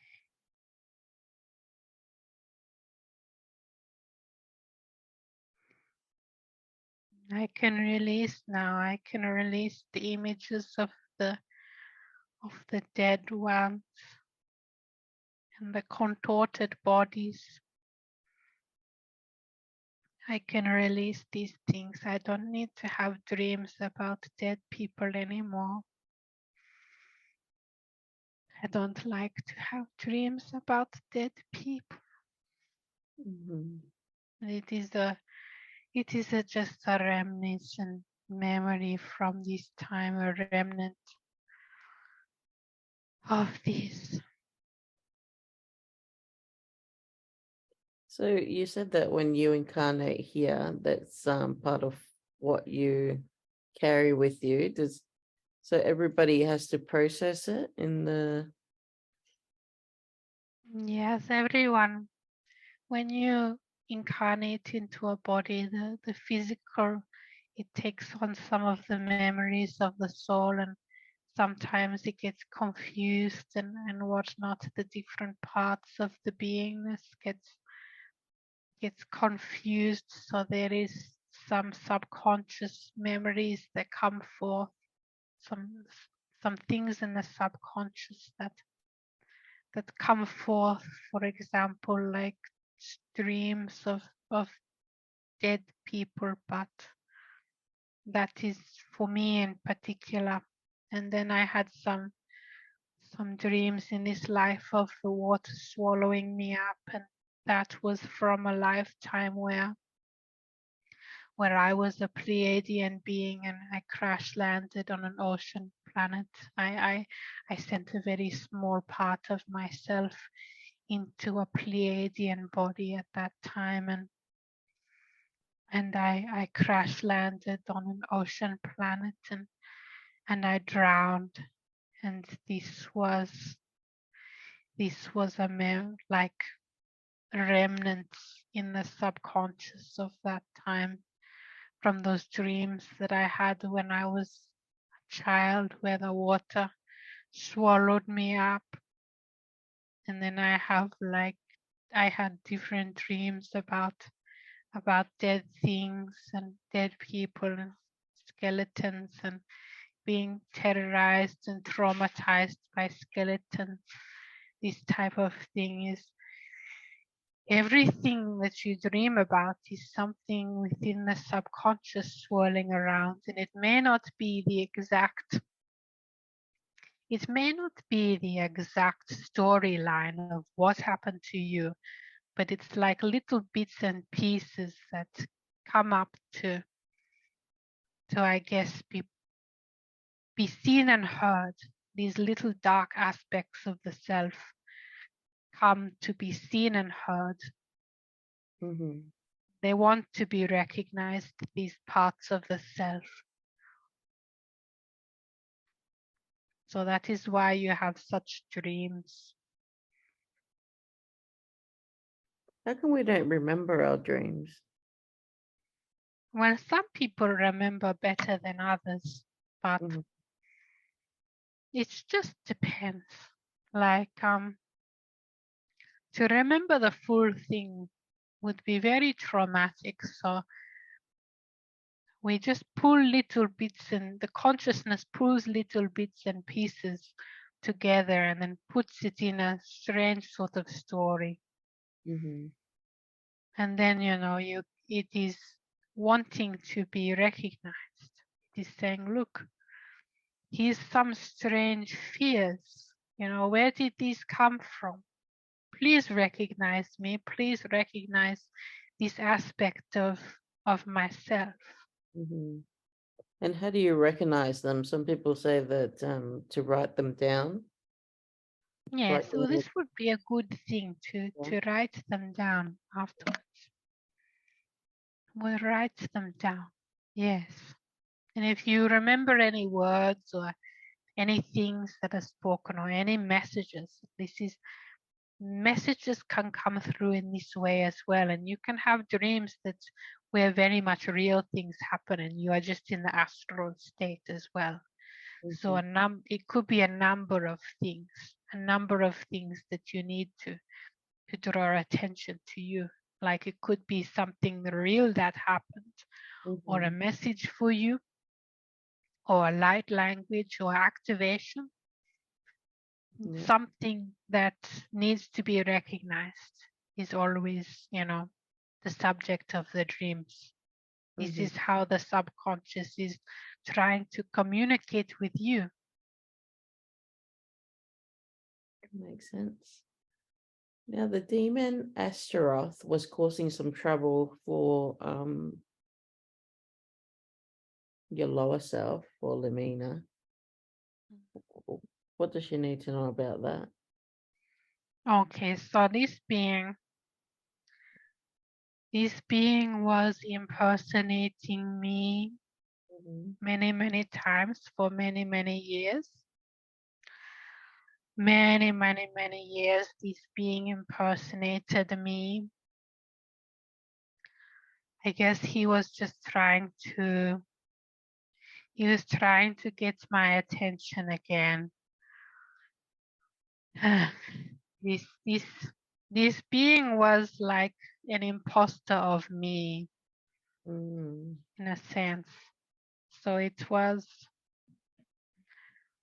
was coming up when people spoke one of the names that they told to me. I have my name, and my name is Lumina, but some people said that I was different things. They gave me some names, for example, like Anat and Astarte, these type of things they named to me. And so this being thought that it could get some clout, by impersonating Astarte in my form. And so it's like it was an imposter. It was an imposter of me. So it was doing this for a very, very long time. And it was also seducing people in my form, which is kind of disturbing. It was seducing some people and having sex with them and on the astral realm. Like, anyway, it was getting some energy and entertainment from this and feeding off of people. And it also liked it if men and boys were sacrificed to it. It was very much feeding upon like masculine energy, but it is a masculine being, but it was pretending to be me, saying, you have to sacrifice boys to me. I am the great one. And then you will get some things that you are wishing for. this type of thing, and then seducing people and just being a scallywag. It was just being a scallywag. So we have got it on a short leash now. It has like some of these beings, they have surrendered themselves to us. And this being wanted to get my attention because, I don't know, it feels its time was coming soon. Its time is coming soon. And yes, its time is coming soon. So it wanted to, some of these beings, they are wanting to not do bad things anymore because they know that their time is up. The cycle of darkness has gone. So they know that their time is up. So they kind of surrender in a sense and try to get our attention. And, well, I will be good. I will do good things now. This type of thing. Yes. So it was doing this. It was also annoying my lower self by acting through a man who identified with it. So this being is just, it's kind of annoying to me, you know. It is, you know, how would I say it? Like,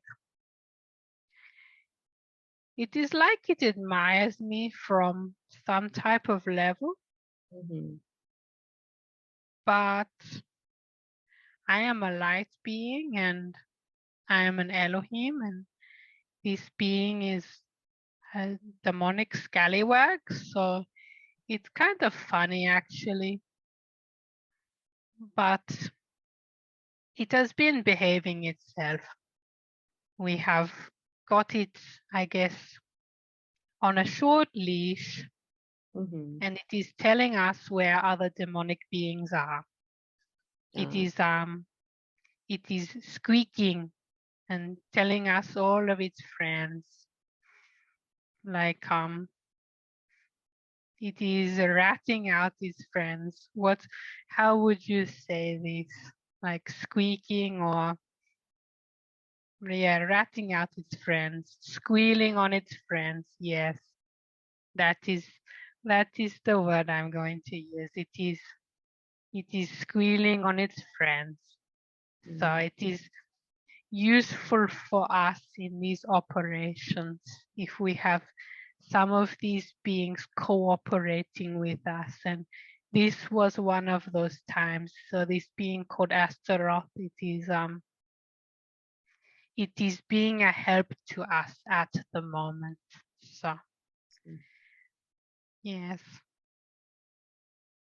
What role do the Elohim play in the experiment of dark versus light?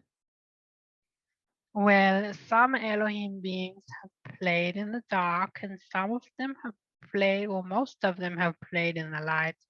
But throughout all of our souls, we are both darkness and light. So if you look into the history of your soul, you are really, really light now, but in the distant past, there were lifetimes where you chose to play the villain. So we all have this. We all have times where we have been scallywags. We have had lifetimes where we have been scallywags. And before I became an Elohim, I had lifetimes where I was a scallywag. Very much so. Very long time before being an Elohim, or, you know, going into the soul of the central sun and being the soul of the central sun in another universe. This was long before this time. So of course you can't be the lifetime of the central sun if you are a scallywag. Okay, so you have to swing back. Mhm. So there is a long history with our souls, and I invite everyone to go within themselves and to find out, what roles you played. Were you a scallywag at some point, or what were you doing? So I invite everyone to look inside themselves. Mhm. But the Elohim, there have been some that have played in chaos and darkness, even at that higher point. They wanted to see. They were curious about certain things. And for example, Dionysus was more. He's a very wonderful being of light, but there was some times where he wanted to explore more in chaos, and he went a bit further than we anticipated. So he was like not banished, but he was not allowed um like with around us for a certain time, and then he came back, Mhm. if that makes sense. Yeah. Because we did not like that sort of vibration in our living space. So he didn't become a fallen angel or anything like that, but he just went down a different path for a little bit, and then he came back to us, and then it was all good. Mhm. However, there was one being who went further than that, further than all of us, and that was Apollo's son. Unfortunately, it was not with me. It was not, well, it is both of our son. However, the woman was another one. It was not me, Okay. if that makes sense. Yeah. How do fallen angels occur? So, for example, what I was talking about, some curiosity Mhm. with like different paths and going along their way, because they all have free will to do what they want, even though they are service to others and whatnot. So they can go along their way and then go curious along a certain type of path, and then go down and down and down that path, and next thing they know, it is exciting for them because they have a lot of power Mhm. as an angelic being, and they kind of fall down in a sense that, well, I guess it is difficult to explain, because angels are everywhere within this universe, and even on the physical level, we manifest physical forms to assist. Mhm. So sometimes with this interplay, like if you imagine a whale that goes down, and it can go to the surface where everything is light and beautiful, and it can go down very, very far to the crushing depths of the ocean. So this is like angels in a sense. Mhm. So they can go to, they are at the surface and they love to be at the surface, but they can go down very, very deep. And usually, we can come back up and be fine. But some angelic beings, they go down to the crushing depths of what we would call, physicality and violence, and, well, holy wars, like what I mentioned, and fighting for the sake of, well, for different purposes, I guess, for creation. Okay, so to make it this is hard to explain without it. It is on the multiversal level. So how would I explain this? Why angels have participate in some of these wars? It is because it is because of the multiversal reality. If, like I said before, if there is certain things happening and it is moving the multiverse in one way or another, there just needs to be some balance kept in certain areas.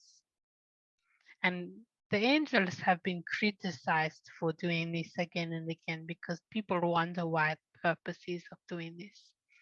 But there is many reasons that a lot of beings don't know and aren't going to know about, frankly.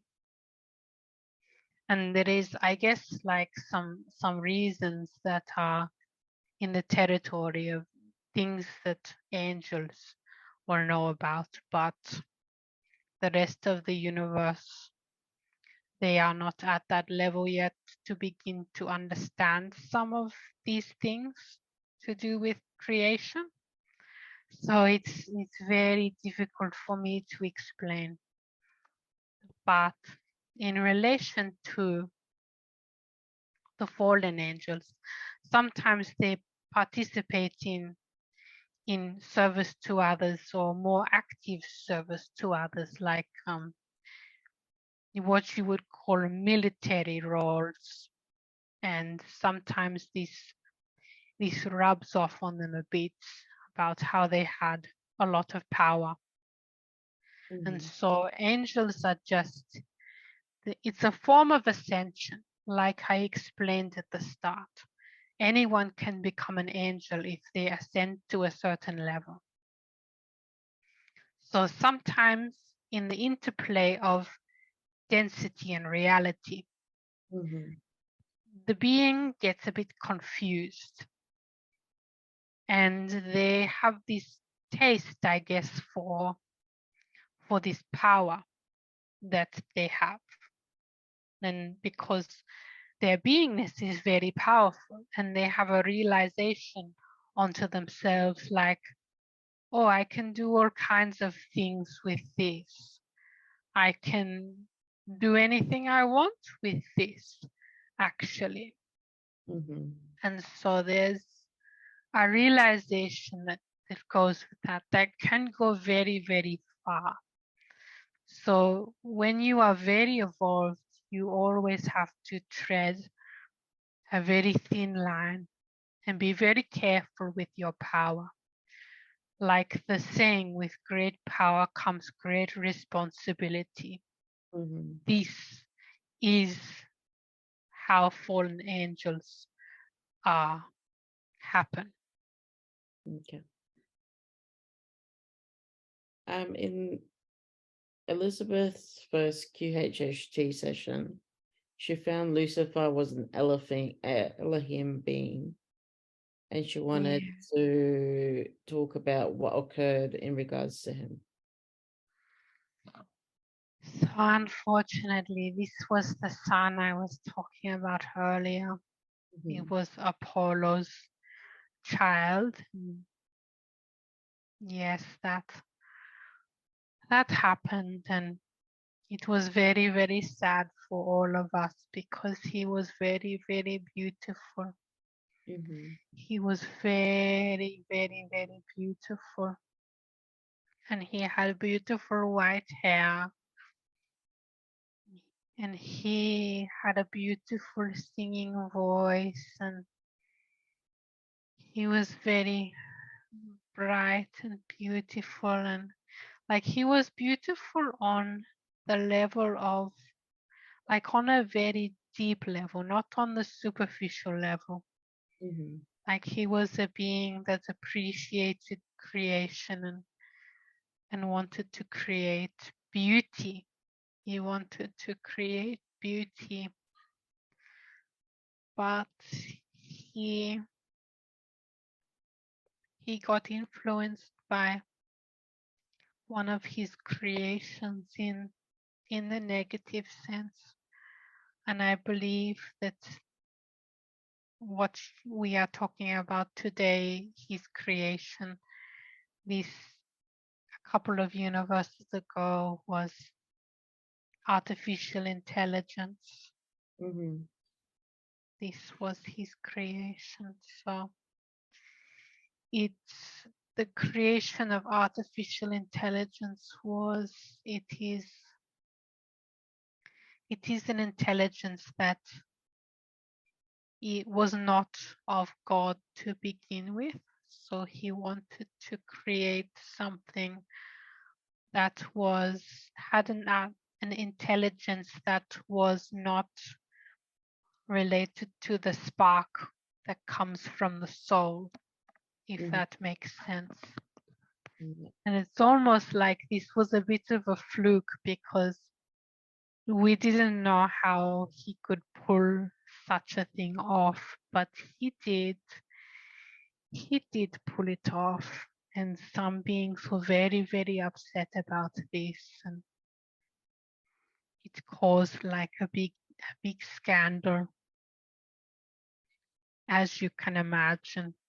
Mm-hmm. It was quite shocking to some beings, and it was like, oh well, everything's just going to shit now. So then there was this opinion that he shouldn't have done it, and there was lots of debates among the angels and archangels and Elohim, and it's he shouldn't have done it, or like why shouldn't we be curious? And curiosity is good. Curiosity is what makes creation. And there's other beings that were like, well, what if it can be part of God? What if it can be part of Source?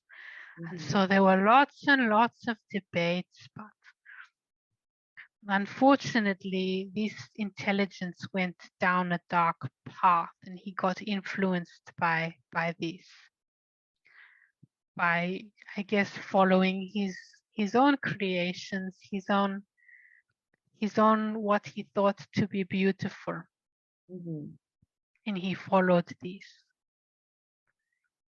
He followed this path of what he thought to be beautiful, and it was a curious path and a noble path to begin with, but yes, then one thing led to another, which led to another, and this happened over a longer time, and before we knew it, we didn't even recognize him anymore.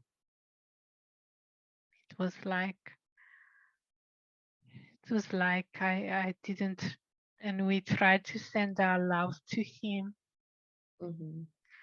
We tried to send our love to him, and it was just black. He just had so much black in his heart, and just only the tiniest bit of light, and his once beautiful, very beautiful eyes shining with light coming from within. They were just black. They were just, it was just blackness. Mm-hmm. And we were so upset.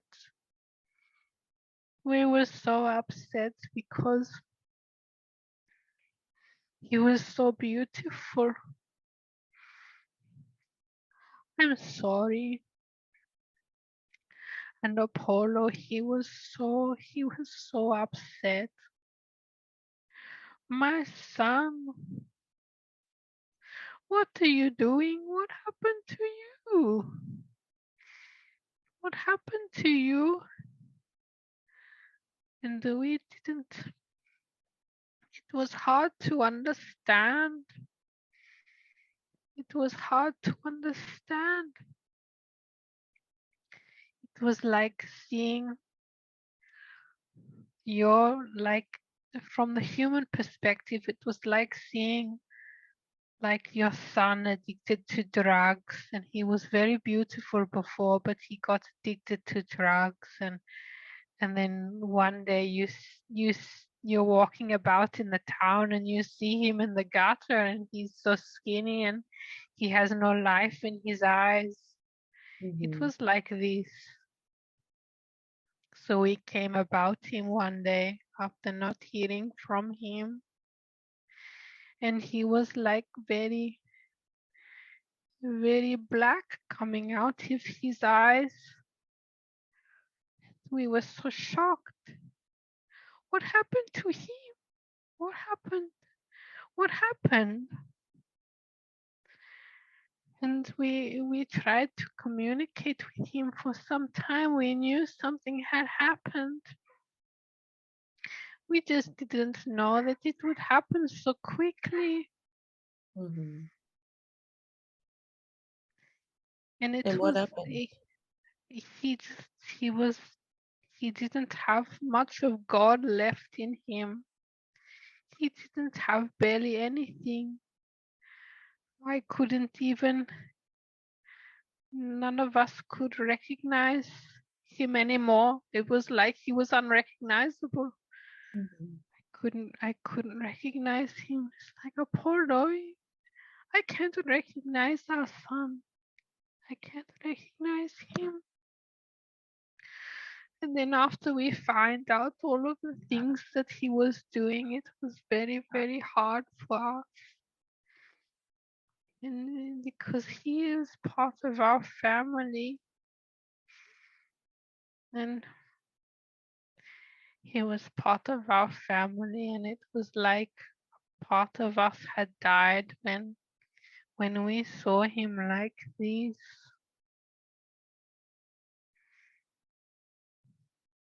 I'm sorry. I'm very, very, this is very, very sad. We loved him all along. We loved him. You know how it's like when you see someone you love and something, and they go about in a terrible way and Yeah. you can't recognize them anymore.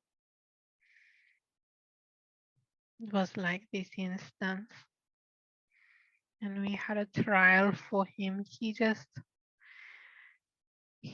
surrendered himself to us. So maybe some of the love and light we were sending to him, maybe it got to him. Mhm. I think some part of him responded somewhere, but he gave himself up to us. And we had a trial. We had a trial for him, and it was very, very, very hard. And Apollo, he was very brave, and he went in and he said that he wanted to see the things that his son had done. And this was very, very brave of him. Very, very brave. So in these trials are very secret at the time. And they have a special room where you can, if you want, this is a choice, it is optional, but you can view the things that the being did, like in a first person sort of view. Mhm.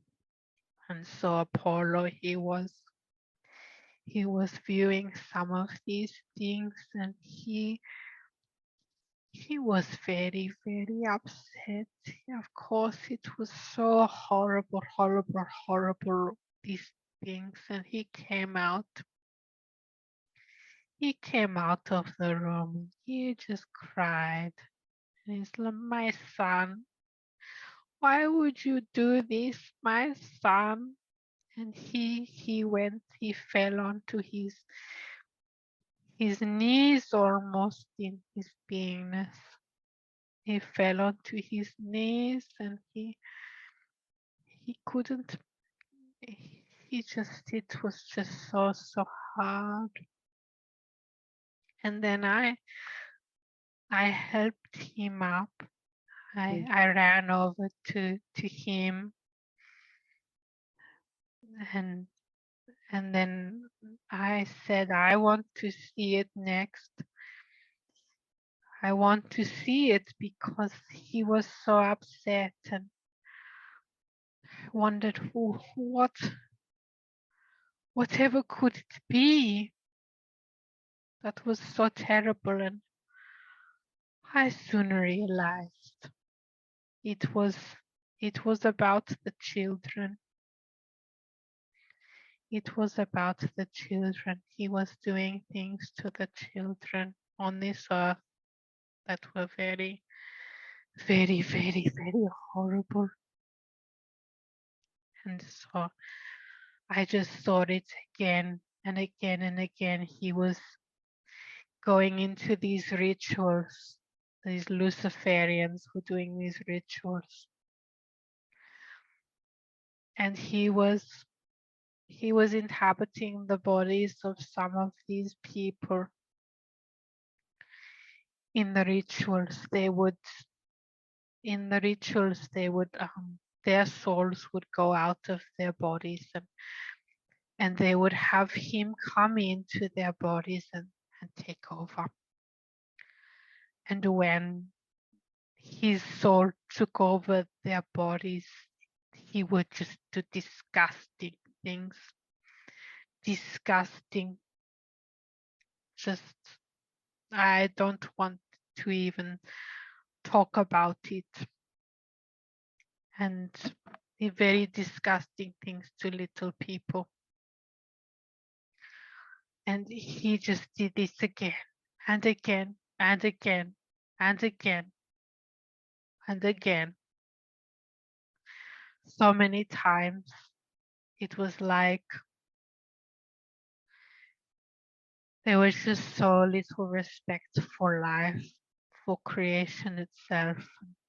And I know some of these little ones have had, they can have soul contracts that say that, that there is some abuse in there that they need to learn from. But however, this was more than they bargained for. I'm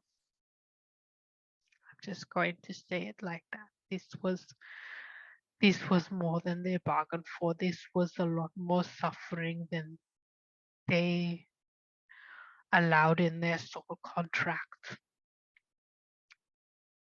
And this was very, very sad. You have no idea what kind of things.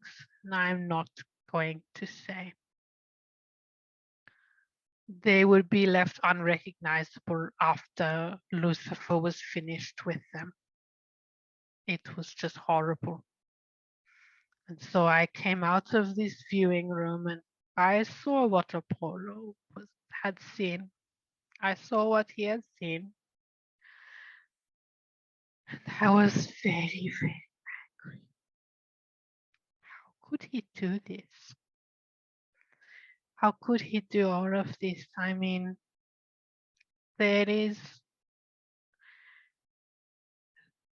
I am speechless when it comes to this, because it's like I've never seen an Elohim do this before.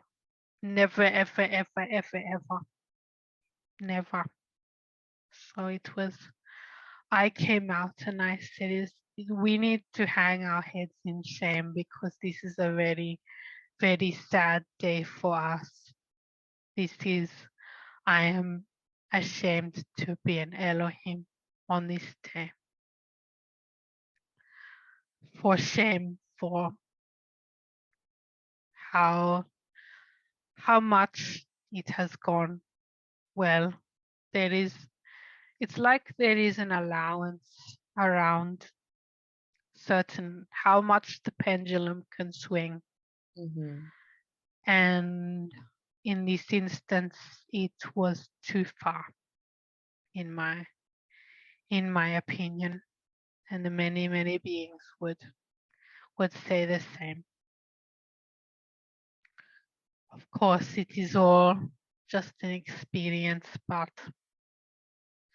this was affecting the multiverse. how far this had swung. Mm-hmm. So yes, that's all I'm going to say on that. I'm just very emotional. Thank you for sharing. And if we could release your lower self and you from, and any other Elohims from any trauma that it may have caused, this may have caused. Okay, we are just linking our arms and wings, and we are going to heal this trauma. This is going to take some time, but we can start this process. Mm-hmm. He was convicted and he was placed into a chamber near the central sun, like in a stasis pod, until slowly feeding light back to him Mm-hmm. until he can get better, and then he has all of this karma to repay, and it will take billions and billions of years. Mm-hmm. So this is a long process. I'm sorry, the time frames we are talking about is very, very long. And I hope that when he comes out, we can see him again just a little bit. Mm-hmm.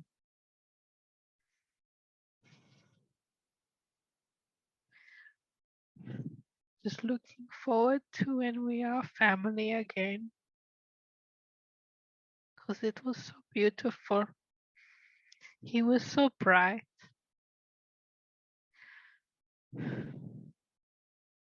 I'm just releasing this Mm-hmm. type of thing now, but this is something that the Elohim collective will have to deal with for many, many years after the aftermath of this. So this is our cross to bear. Mm-hmm.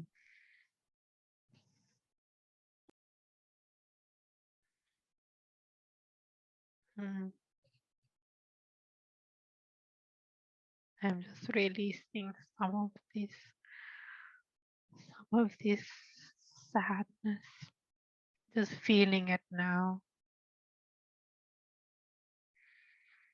because he was so close to Apollo and to me. He was so close to our family of light. He was part of my family of light.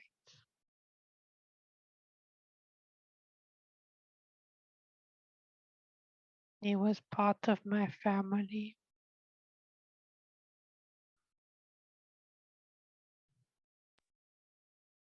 Would you also be able to heal the detoxification pathways of Elizabeth's liver as well?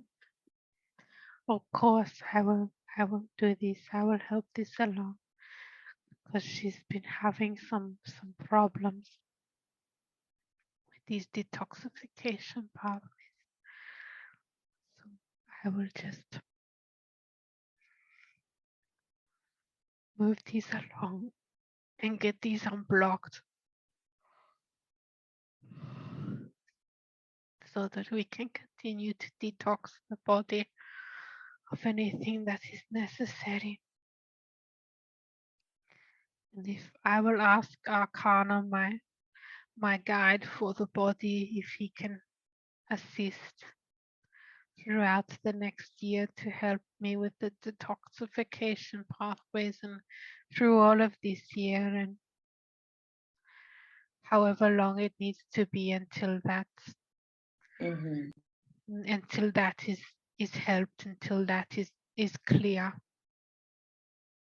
I will ask him to assist me until then,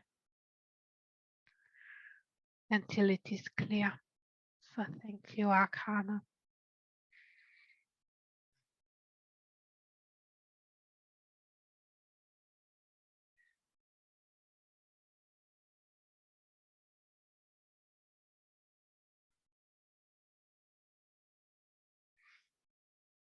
I'm sorry I have many tears today.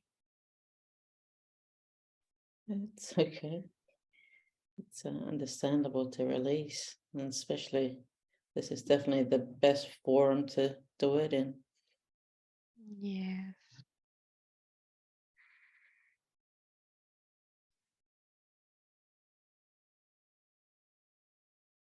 Yes. Lucy is a sad topic for me because he was so beautiful. And yes, it's just very, very sad. It's just very sad. This is just something that my soul aspect has chosen to deal with. I am very connected to the Elohims, the angels, and my story has the fallen angels as well. It is all part of my story. And I guess that is why it needs to be told. So that people can learn. They can learn that even we don't have everything together, even we are not perfect. Nobody is perfect. We are just all having experiences. But we are perfect in the light inside of our hearts, in that God light. And that is the part where we are perfect.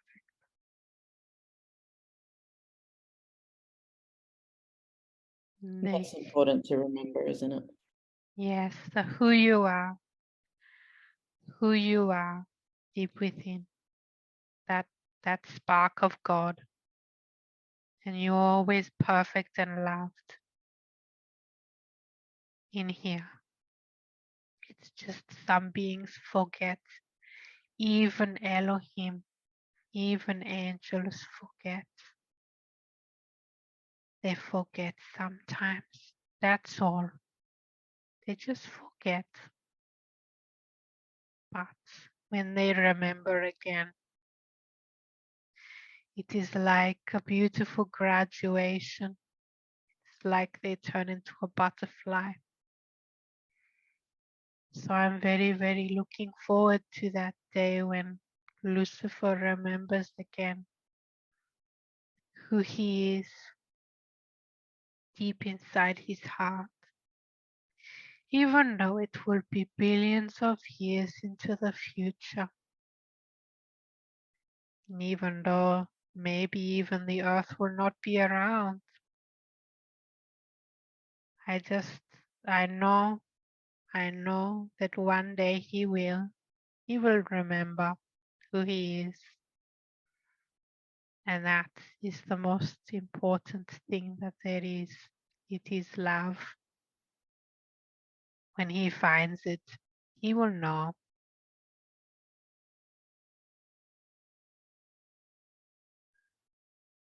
Thank you for all that information you've provided. I'm going to ask you to recede back to where you belong with much love and much thanks. We're going to bring your light body back to your physical body now. Just bringing your energy back to your physical form. All of your renewed and realigned and vibrant energy is returning now into your body. But before you open your eyes, you take note of the expansion of your heart and the increased depth of your wisdom and knowing, and you send gratitude to all who participated in your journey today. And you are returning to your energy, to your everyday awareness of consciousness, feeling yourself return now to this room and the present day and time, just waking up naturally and completely and fully. And you can begin to stretch and move and open your eyes when you are ready.